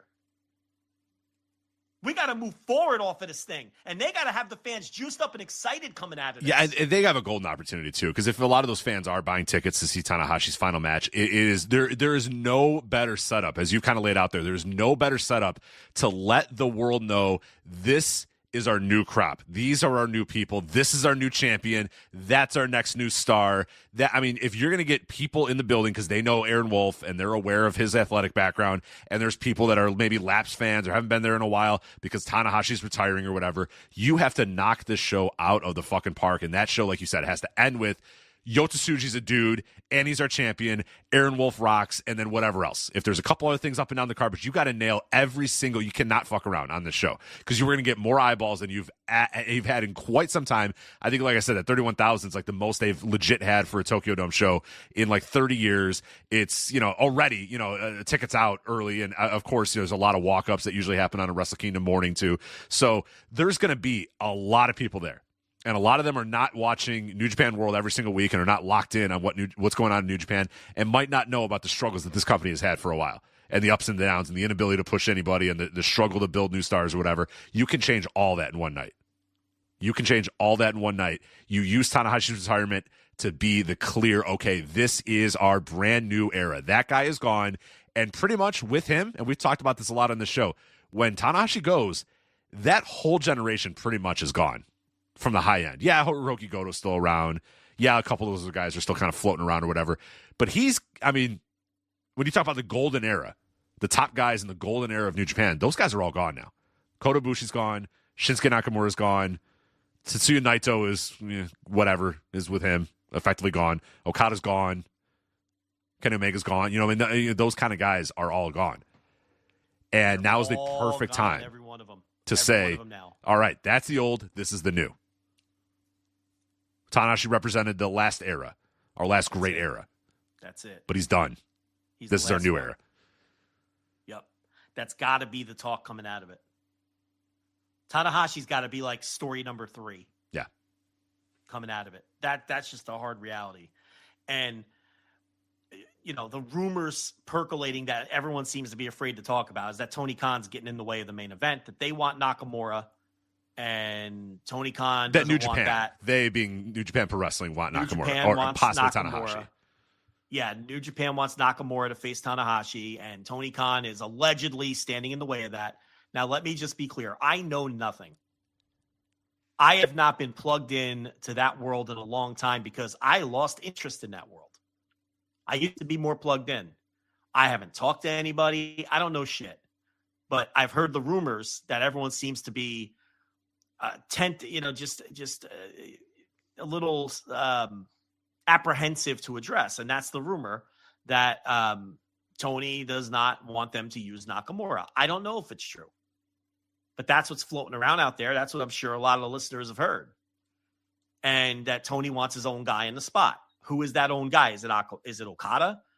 Does he want Okada to beat Tanahashi? Leading into maybe what he's going to do between Okada and Takeshita. I don't know. I don't know who Tony Khan's guy is that he wants in the match. I don't think any of us do. Nobody knows. Fightful had a report today that contained no information. I had nothing. Nobody knows anything. Okay? But that's the rumor going around. And I don't know if it's true. We all know how... Listen, we know how the rabid New Japan fans could be. They fucking hate AEW, and they fucking hate Tony Khan. So could this have been the snowball avalanche effect of something where they just want to blame AEW and Tony Khan for everything like they always do? It could be. Or there could be something to it. I don't know. I'm just saying that that's what's out there. And I'm just ripping the lid off of what's out there. I'm not saying I know anything. But what I'm also saying is I don't give a shit who Tanahashi. That's what I'm not like. I don't care who his opponent is. Just make it Okada. They're fucking career rivals. Be nice and easy. But I don't know if Okada wants to do it. I don't know if New Japan wants Okada coming back yet. That wound might be too... I don't know if that wound is healed. But I wouldn't have a problem with Okada.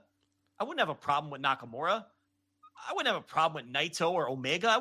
It doesn't matter to me. Because to me, it's not the most important thing.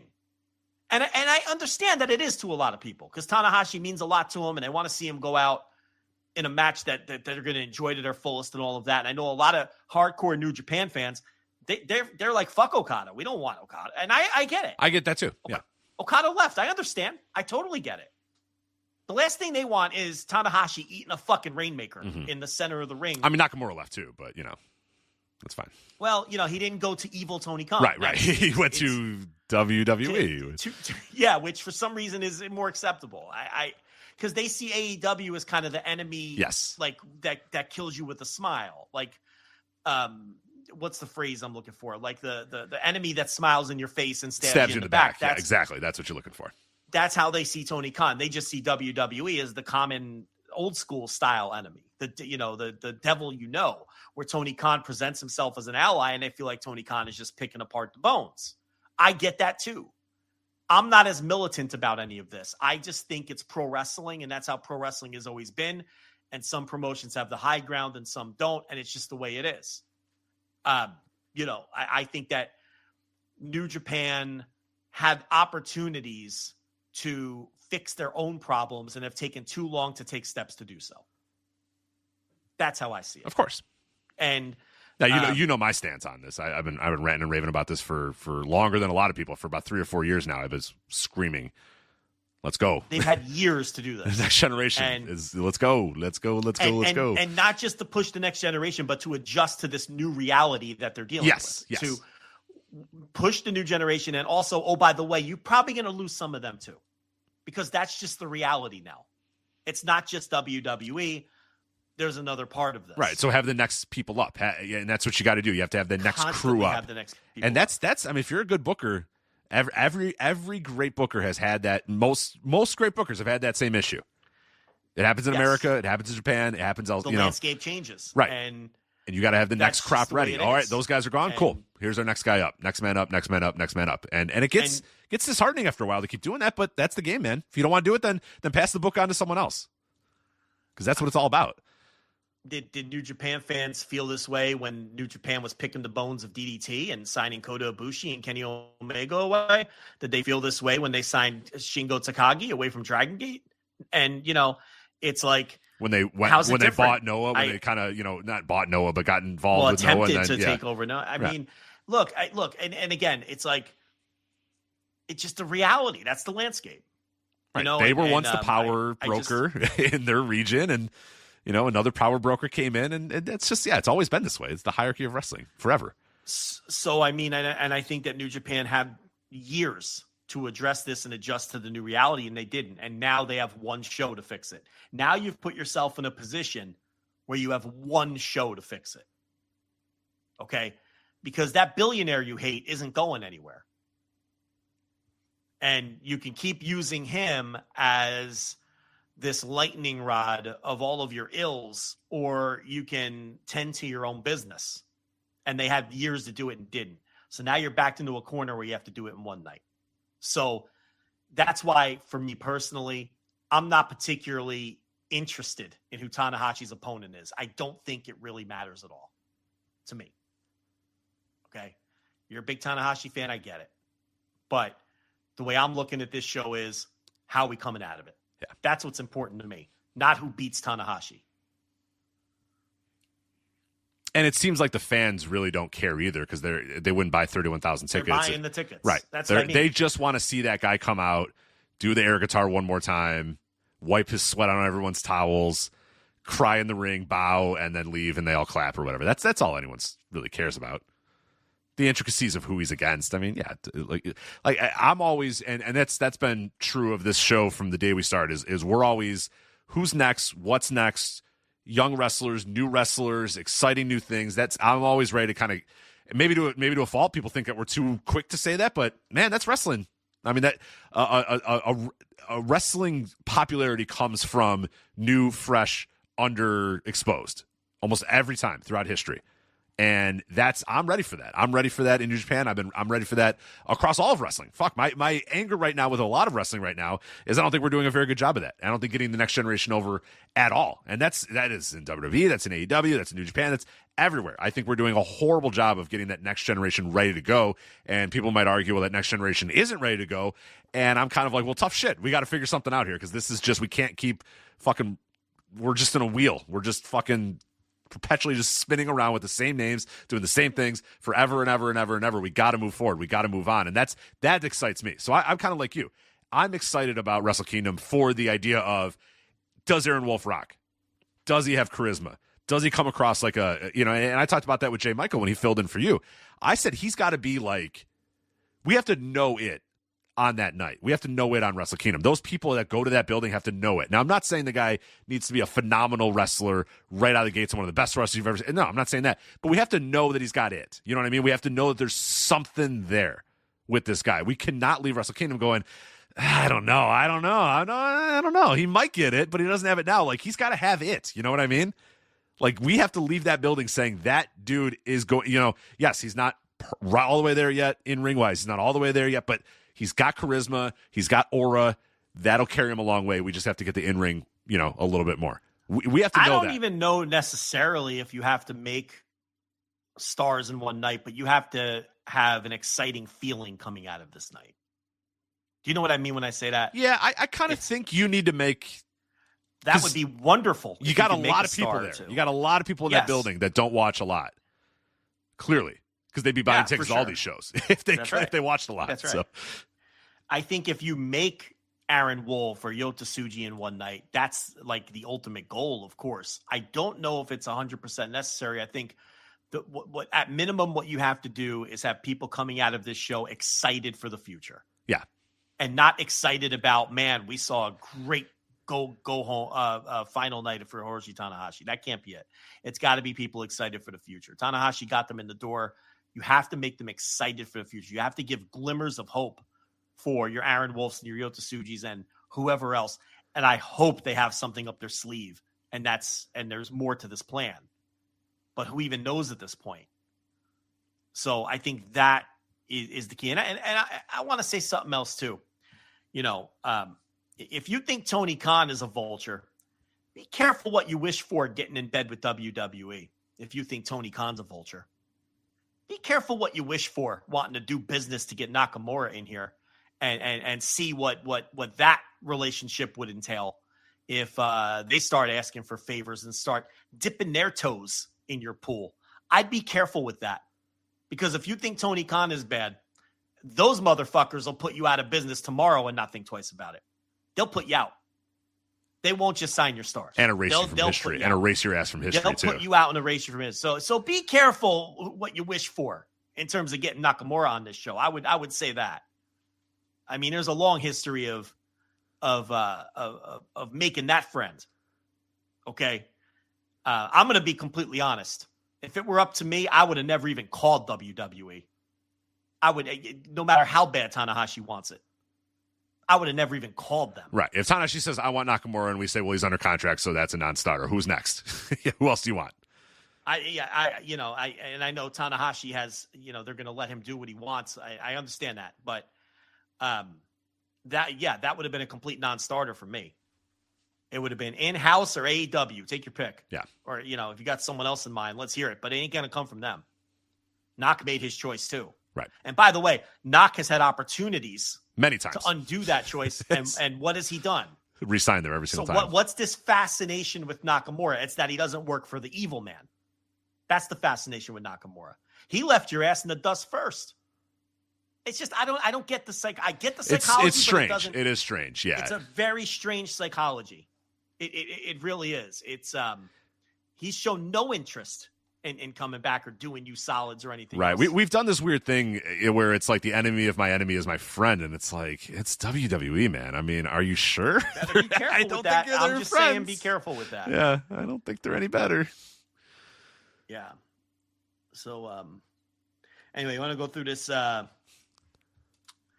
Did you watch this Tanahashi final homecoming? I did. I watched the business end of it, I should say. Yes. All right. So let's talk about the business end then. All right. I don't know if I want to break down the third 8-man tag from the no, top please, either, for God's sakes. Skip all those. I mean, I've got notes on Dick Togo, Evil, Ren Narita, Yoshinobu Kanemaru, and Yujiro Takahashi over Master Wato, Shota Umino, Toru Uno, Toru Yano, Yo, and Yuya Yamura if you want to hear them. No, not really. So then we should start with Dookie and Sho against Robbie X and Taiji Ishimori. I fucking hated this with every fiber of my come being. on. Yeah, of course. It's I mean, there was some good work here, and Robbie X tries really hard. But of course, as soon as they yank the ref out of the ring, it's like, I've seen this match 175 times at this point, probably more. I saw it twice already on this show. And it's like, who can fucking still enjoy this? I mean, you have to be as big of an imbecile as the WWE fans if you're still enjoying this with earnestly. Okay, I pick on the WWE fans a lot, but it's time to start directing some vitriol at these people who go to New Japan shows and they're still hooting and hollering over House of Torture antics. Boo, boo. It's the same thing every time, yeah. I mean, what's wrong with you? Yeah. Well, it's fewer and fewer. If it makes you feel any better, it's fewer and fewer people all the time that are doing it. But so, yeah, I don't know. So Dookie and Sho win the tournament. They kind of buck the trend here. They usually, and nothing can stop the House of Torture, Joe. They buck the trend where normally the Junior Tag League is, the champions go into the finals and then they lose in the finals, and then the team that beat them in the finals faces them at Wrestle Kingdom and presumably beat them for the title. Yo and Sho did that for about 9 straight years or whatever. And this time they decided, fuck it, House of Torture rocks. Dookie and Sho are going to be the champions, and they're going to win the Super Junior Tag League, and they're going to beat everybody along the way. So I don't know. I don't know what you do at Wrestle Kingdom then with a team that beats everybody and then won the tournament that featured all the junior teams. But House of Torture, man. Who knows? How about not book them? I'd be happy with that. Sounds great to me. How about a night off for their hard work? How about that? Enjoy your New Year's holiday, boys. I mean, we got the wrenches out. It's like, you're still earnestly enjoying this? Why? Oh, God damn it. God damn it. Charlton and Walker having to pretend to. So Yota Tsuji defeats Tanahashi. Once again, Tanahashi over-delivers as he comes down the closing stretch here. He's still not anywhere close to what he was, and you're never going to get that again. But a match way better than it had any right to be with modern Tanahashi. Yota Tsuji kicked out of fucking High-Fi Flow towards the middle of the match. I thought it was towards the end, but there was like 10 more minutes after that. And then eventually, defeats Tanahashi with the spear and everything. And then Tanahashi endorses him, and then Yota comes out later to challenge Takeshita, and then cuts another promo, and then Yuto Ice comes out to challenge Tanahashi. So yeah, they're doing that on New Japan Road. I think it's like a couple days from now, Yuto Ice and Tanahashi. I'm stunned that Tanahashi's taking on as many singles matches as he has. I don't know if you have the same thought. I'm just like, don't get hurt, don't get hurt, don't get hurt. Like, I'm thinking the same thing too, because I'm like, man, imagine if just a little injury, like a little dumb injury, and he like can't work the dome or whatever. He's too hurt to work it. So I was wondering, because he goes in there and he's working his ass off in these matches. They're not, like you said, they're not good in the same way that, I mean, they're good, but they're not like you're not watching vintage Tanahashi at all. He's not turning the clock back at all. He's doing some of the moves, some of his old classic moves or whatever. But that, the slingshot looks, it's rough. And the High-Fi Flow, he's barely getting off the ground and just kind of landing like a sack of potatoes or whatever. But it's, he's working his ass off. I'll give him credit. He's doing all these singles matches, so credit to him. I really, really just hope he stays healthy all the way to Wrestle Kingdom, but we'll see. Yeah, unless he breaks a leg or something, he's gonna crawl. He'll tough into it out. the ring. Yeah, he'll tough it out for sure. So if it's like a muscle tear or something, he'll get in there. But the story here is Yota Tsuji, and that's going to be the story moving forward. They have to nail this, and as I said, they've now given themselves one show to get this done when they could have been building these guys stronger all along. So Takeshita, I said slingshot. I meant sling blade in case anybody wants to get in the chat and go, that's sling blade. Sling blade. Billy Bob Thornton over here. All right. Well, they call it a sling blade. You like them French fried potatoes? You didn't see Sling Blade? Come on. You didn't see Sling Blade, Rich Grage? Yeah. What, mid-90s, right? Mid-90s. Jeez. Put it over. Give me a courtesy chuckle so I can move on. Jeez. Takeshita. Are you allowed? I Hiroki. think you're canceled for doing that impression, right? Why? Wasn't he? He was disabled, right? I don't think you're allowed to do that. It's not an ethnic impression. It's not like a Chinese guy or something.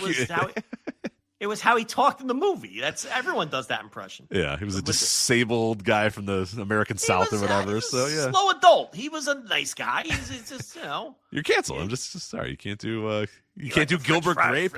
Can't do Gilbert Grape impressions, and you can't do. Yes, you can. Oh. Well, I'm going to do Sling Blade again. Mm-hmm. I like them French fried potatoes. Potatoes, yeah. Mm-hmm. French fried potatoes. I just remember that's always Mm-hmm. That's right. And then he kills Dwight Yoakam at the end because Dwight Yoakam's a piece of shit. It's a great movie. It all works out. Dwight Yoakam's a piece of shit, and he was happier in his little home. He didn't like the free life, and he loved that little boy. He loved that little boy, and he saved that little boy and his mama from the evil Dwight Yoakam when he hacked off his head. Spoiler alert! For God's sakes, show. Come on. Yeah. I know the movie's 35 years old and maybe people haven't gotten around to it yet, and he hacks his head off with the fucking sling blade. They call it a sling blade. Yeah. Mm-hmm. And then fucking everybody wins. The kid and his mom. It's a happy story. It all ends up happy, except for the guy who got beheaded, but he was an asshole anyway. That's right. And I don't know if he's going to have any more French fried potatoes when he's locked up in the movie thing, but yeah, probably not, but but that's a sacrifice he made to save the boy. It's a heartwarming movie, which ends brutally with a man being scalped. But it's still very. But it's very heartwarming. It is. It is indeed. It is. It's a nice story. So yeah, I will do my Sling Blade impression. That was a good defense. That was a good defense too of Sling Blade. So appreciate it. Well, thank you. And it's all true as well. So Takeshita defeats Hiroki Goto. And I thought this was a great match, like we all expected it to be. The winner, of course, was obvious. That's the problem with doing some title matches this time of year, right? But and then the more important thing here was not the great match, but Yota Tsuji coming out and doing the promo, and then Takeshita does a promo, and then he did some more talking in the back at the table with translations courtesy of Chris Charlton. So what'd you think of all this? Yeah, I like the main event a lot. I mean, it was no doubt that Takeshita and Goto was going to be a great match. Now, I will say Takeshita's matches, his high-level New Japan stuff hasn't been hitting for me quite as much as I was hoping it would. Like, I think his stuff in AEW, his high-level stuff in AEW has been a lot better than the stuff in New Japan. But he's still pretty fucking great, and I have no doubt in my mind that those guys are going to go out there, in the main event of Wrestle Kingdom and just work their fucking asses off. And him and Tsuji are going to put a good match together. But I will say I liked the match. I did. But I've been a little underwhelmed by Takeshita so far in New Japan. And that, it probably comes from very high expectations because I think they've been good. But I'm expecting great because this guy is one of the best wrestlers in the world. So anytime he has a match, then I'm just like, that was really good. But I expected great. I'm disappointed, but I don't know if that's necessarily fair for me to do that. But that's kind of where I've been at with Takeshita, especially the last match with Sabre. I thought was good, but not great. And I thought this match was really good, but maybe not great as well. So I was a little underwhelmed, but still a real solid effort by both guys. Yeah, excellent match. So we move on to Wrestle Kingdom. Yep. So I don't know if you want to do World Tag League talk here in this spot. You want to talk about what we have for Wrestle Kingdom? I don't know what. Let's check in on Wrestle Kingdom here real fast. So what we have so far for Wrestle Kingdom 20 is Hiroshi Tanahashi versus TBA, of course, in Tanahashi's retirement match. We have Evil versus Aaron Wolf for the Never Openweight title. We have Sama Kamatani versus Shuri for the winner-take-all IWGP Women's title and Strong Women's title. And that should be a hell of a match, too. Thank God. We're just merging those two dopey titles. Yep. Mm-hmm. I mean, the fact that New Japan has had two women's titles all of this time is just... It's very, and that's ridiculous. That's a good match, and I hope it gets a lot of time, too. And Saya Kamatani, again, has been selling a lot of tickets over there in Stardom, so that might be a good opportunity to get her on there and sort of promote Stardom to a new audience of people that might not know about it as well. And then your main event, of course, is going to be also a winner-takes-all match. Say goodbye to the IWGP Global Heavyweight title because Konosuke Takeshita will be defending the world title against Yota Tsuji's Global Heavyweight title. And I would hope that is the end of the Global Heavyweight title, but maybe he'll They're going to merge them, but I have more. You didn't see other news on this? I don't think I did. President Tanahashi has announced that they'll be rolling out the national title, which harkens back to the days of Georgia Championship Wrestling.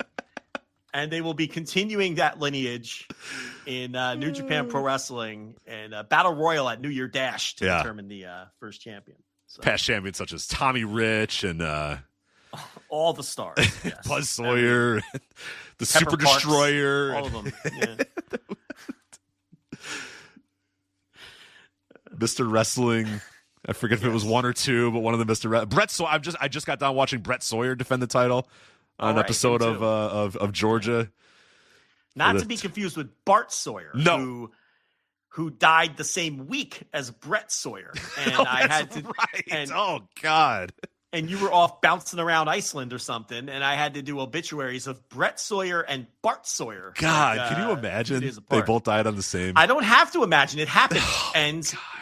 And I had to do poor Bart Sawyer. Because you're not even another B Sawyer that's a wrestler died, and he was more famous than you. And he's not even like that much more famous, but he's slightly more famous. You know what I mean? It's not like that sucks. It'd be like the week that I die, the professional golfer Joe Lanza also dies, or the actor from Orange is the New Black passes away and takes away all of my obituary. Yeah, space. God, that would just be brutal. Then, I remember when Kamala died. That was the same day that Kamala Harris announced that she was going to be the vice president or whatever, and I was like, no, come on, of all days. Let that man have the SEO for one day, for God's sakes. But he didn't. Last name. Just a total fucking mess. Right, because Jim Harris, Kamala Harris, like Jim Harris. No. Jim Harris, who played Kamala, and then Kamala Harris, or Kamala. Yes. Because I think you're canceled now, because at the time, people who were making that comparison were fucking canceled because it was racist or something to do that. So it's funny. You tried to cancel me, but you ended up getting canceled. You. How do you like that, Rich? Yeah, I like them apples. Yep. How do you like that? I like that Honey Crisp. Is that your apple of choice? You like that Honey Crisp? I do like Honey Crisp. Yeah, I don't know if it's I'm more of an Envy apple guy these days. Envy apples. But Honey Crisp is the default. Okay. Most places will have Honey Crisp, and if you have an option, that's usually the best one, Honey Crisp. Well, you've told me many times that Red Delicious is your favorite. Oh, so God, no. I never would. Never. He said it all the time. Never. He tells me privately that he loves Red Delicious apples. I hate Red. The reason I hate them is because a generation of people, probably yourself included, think apples suck because the only apple they've ever had is a Red Delicious apple. Because that's the generic American apple. Yeah, fucking middle America. You know, your third grade teacher, you give her a fucking apple, and it's a Red Delicious, this gooey, fucking mealy, like not that good. Oh, gross. Hold on a second. I fucking hate those apples. How can it not be good? It says delicious right now. I don't understand how we let that name stand. It's ridiculous. It's preposterous, as you would say, as Joe Lanza would say. It's preposterous that Red Delicious has taken on that name. No, least favorite. Well, my kids go to the grocery store and they read the descriptions of the apples. Good for snacking. Yeah. So they read all that, and I'm just like, all right, those are $1.29 a pound. Those are $1.39 a pound. We're getting the $1.29 a pound. Put the apples. Sugar Bees down. We're getting the Honey Crisp. Right. Yeah, This is the one on sale this week, so pick 8 of those and let's get the fuck out of here. So, that's what they get. There's a lot out there, man. Yeah, there's a lot of apples out there. A lot of apples, so many apples. And you got to do the descriptions too. You're like, it's sweet and firm and juicy. You're like, okay, that sounds pretty good. And I just look at all these apple species in the fucking Kroger, and I'm like, what a waste of fucking space in the produce. Can we let's get some different exotic fruits in the mix? Why do we have to have 17 different apple species going on? Are you an exotic fruit guy? You like exotic fruits? No, I probably wouldn't buy any of them. I'm just saying you don't strike me as. I was that guy for a while. Somebody told me to do this once. It's like go to a grocery store and you try different grocery stores too. Like we have some Mexican grocery stores by us or whatever. And every time you go, just get a different. Like get one random fruit that you've never had. Yeah, and try it out. The problem is I did that and I didn't like any of them basically. So it was all right. It was rough. Like dragon fruit looks great. Like it's pink and it's bright and I hate the taste of it. Yeah. And then there's just and I went and I got like 20 different ones and I liked like none of them. I was like, damn, I don't like any of these fruits, but yeah, well, it's you just got to stick to the classics, I guess. But Did you ever have the oh shit. Now I really don't want to get canceled. What's the Chinese apple? Can you still call that the Chinese apple? Chinese apple. apple. Familiar with that? I don't know if we have that in it's called the jujube or so. I don't know how to pronounce it, but it's like we used to get them when I was a kid, but I haven't seen them in years, so I don't know if they're just are they like the little red ones? They kind of have like a little, and they're like real sweet inside, and they're little tiny like beads almost. Like I think they're called juju. Yeah, I think they're called juju. Something like I can't pronounce the word, whatever it is. But I think just jujube. I think you would call them jujube. I haven't seen those in a long time. I don't know if they're literally from China and there's like a trade war or something, which is possible. But I used to see them as a kid, but I don't see them anymore. And because I saw them as a kid, I thought maybe you can't call them Chinese apples anymore. I think you're fine. Yeah. So anyway, that's what I thought of with the exotic fruits. But they got like it's you open it up and it's like they're red and it's almost like because I'm looking up the pictures now. Yeah, I liked, and it was something I haven't had probably in 40 years. I have to check. But I know you're the fruit aficionado. I figured you would know. Yeah, I think I've had them a couple times. They're fine. They're okay. A lot of fruit. The other problem too is fruit kind of sucks now. It's not good anymore. I like strawberries. I when I grew up back in my day, Joe, strawberries used to have some taste to them. I haven't had a good strawberry in years. Do you fall for the organic gimmick? Maybe you got to buy the organic gimmick now. Okay. I bought a couple, and they don't taste any better. They got to be in season too, right? They got to be in. Yeah, that's the other thing. They got to be in season. Out of season fruit. What are you doing? Got to be in season. And really, Joe, the best place. You just got to go pick your own fruit. Can't let it be sitting on a truck for months. No, you go to the source. You go to the tree and you pick it there. So. Check this out. Scott Lingo points out, full circle time, the actor who played the kid in Sling Blade was the main character in Fast and the Furious Tokyo Drift. I think we're done. Fuck the World Tag League. That's it. Show's over. How can we not end on that? That's it. Do you care about the World Tag League? Shuji Ishikawa is the mystery guy that I was excited about. The big dog. That's how you know. Big dog teaming with. That's he is teaming with El Desperado. Well, we didn't hit our subscription goals, so you don't have to review it every night. Not yet. Now, I was told that you might just be doing it anyway as an act of good faith. I don't know how true that is, but that's what people are saying. People are saying that. Yeah. Listen, in College Station, Texas, and I just came dangerously close to doxing myself and saying the name of my street. Whew, thank God I stopped myself on that one. The word on the street in College Station, Texas, on Main Street in College Station, Texas, is that you would be doing it anyway. There's no truth to that rumor? I will not confirm nor deny that rumor at this time. Oh, shit. How about that? Well, now, see, you can't even tease it as a bit because you know these animals that listen are going to be like, where's my night one? Because that's tonight, I think, as a matter of fact. No. It's not until the 20th or whatever. No. Oh, all right. Long time to go. Just start doing the show starting now. Yeah. I'll just make them up. Half the people listening would have no clue. If you did one tonight and really put effort into it, right? What percentage would know? Probably like 15%.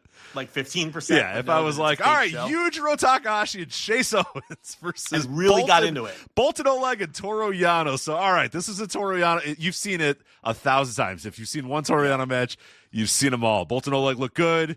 Some good power moves in there. Toru Yano did a bunch of, bullshit, comedy spots, and it's House of Torture. So you know what never going to care. Yujiro is Yujiro, and Bolton Oleg, Toru Yano win. They move to 1-0. All right. Evil and Don Fale versus Taichi. You could do it pretty easily. Let's just do that. That's a better gimmick. Is just lie every night. See how creative you can get. And you know what? The onus is on you to watch. Are you going to watch and find out if I'm lying or not? Right. Let's see, tough guy. You want to find out if I made up a match review? Go find out. Yeah. The first person to identify the fake show review gets a prize of some sort. Right. Because what that does is it forces them to watch. Yeah. You see? And it's like a reverse troll. Like they're thinking, ha ha, Rich has to watch all these shows. Right, but then you have to watch them. That's right. Then they're watching all the shows too. And then they, then they just never want to watch New Japan ever. Then they work themselves into a shoot, like the classic HH tweet. Correct. With the side profile pic, the black side profile pic. Yeah. With the bandana. I love it. The bandana. Yep. Yeah, you don't care about the World Tag League lineups. All right. I think that's it for us, right?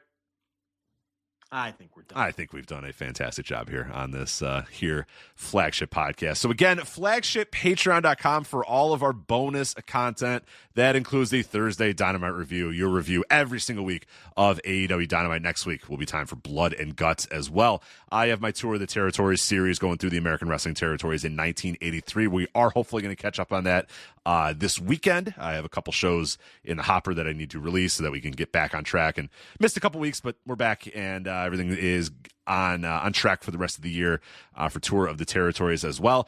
And as I mentioned, the Wrestling Observer newsletter, Hall of Fame audio, 9 shows, 17 and a half hours, including our Battle Review show, which will be up on Friday morning. So by the time most of you guys listen to this, it is probably already up on the $5 tier. You and I explain who we voted for, why we voted for them, who we didn't vote for, why we didn't vote for them, and a little bit about the ballot and the changes and just kind of the evolution of the Wrestling Observer newsletter Hall of Fame as well. So this is not a 10-minute show where you go over your ballot, I go over my ballot, and we call it a day. No, we got about an hour and a half in, just kind of talking about the Hall of Fame and big picture stuff, and then going through every single category, who we voted for and why. So I think I had a lot of fun doing that show. So I think you guys are going to really enjoy that as well. So that is also going to be available on the $5 tier at flagshippatreon.com. And then the $10 tier unlocks live flagships if you want to listen into the Flagship Live every Thursday night, plus instant reaction lives, all of our written content, and so much more, including our entire archive. And we've had all of our audio archive, ton of evergreen content as well, is up there for you. $5 tier or $10 tier at flagshippatreon.com. And also, I should note, voicesofwrestling.com/Discord. If you want to join the conversation with other wrestling fans, other people that listen to the Flagship and follow wrestling all across the world. And I think that's one of the really cool things about our Discord is you go to the miscellaneous Puro room, and there's people talking about just the weirdest pervert Puro shit you've ever seen in your life.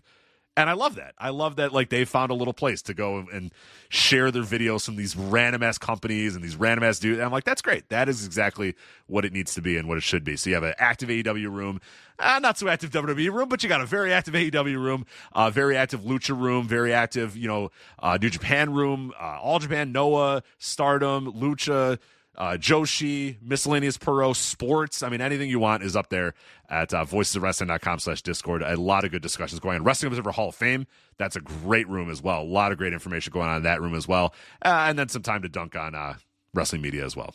So we do that too at voicesofwrestling.com/Discord. So that is it for us. That is Joe. I am Rich. We'll talk to you guys next time. Take care. Bye. All right, remember, the machine knows if you're lying. First statement, Carvana will give you a real offer on your car all online. False. True, actually. You can sell your car in minutes. False? That's gotta be... True again. Carvana will pick up your car from your door, or you can drop it off at one of their car vending machines. Sounds too good to be true, so true. Finally caught on. Nice job. Honesty isn't just their policy, it's their entire model. Sell your car today, too. Carvana. Pickup fees may apply.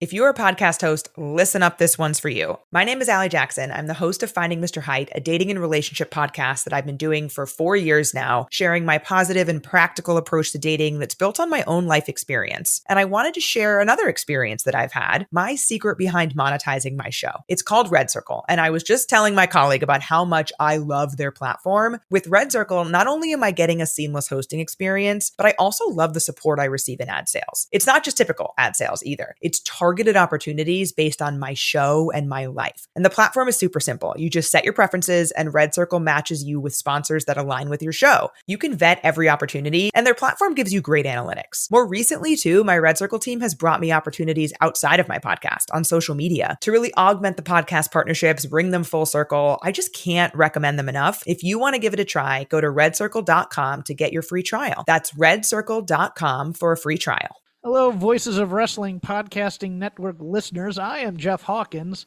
co-host of Shake Them Ropes, with a very special announcement. If it's been a while or you've never listened to us before, the original gang is back. Myself and Rob McCarran, back talking wrestling. We have no idea where this show's going to go, where we're going to keep any of the old bits or any of the old things in there. It's going to be a process. It's going to be a journey, and we'd like for you to come along with us. Only on Shake Them Ropes on the Voices of Wrestling Podcasting Network. Do you like wrestling trivia? Then check out the 5-Star Match Game, the Pro Wrestling Quiz Show. I'm Joe Gagney, and every episode, I grill 3 contestants with 5 rounds of power-packed wrestling trivia. We have over 30 evergreen episodes in the archives covering WWE, AEW, Japan, Mexico, and much, much, much, much more. Play along at home and check it out today.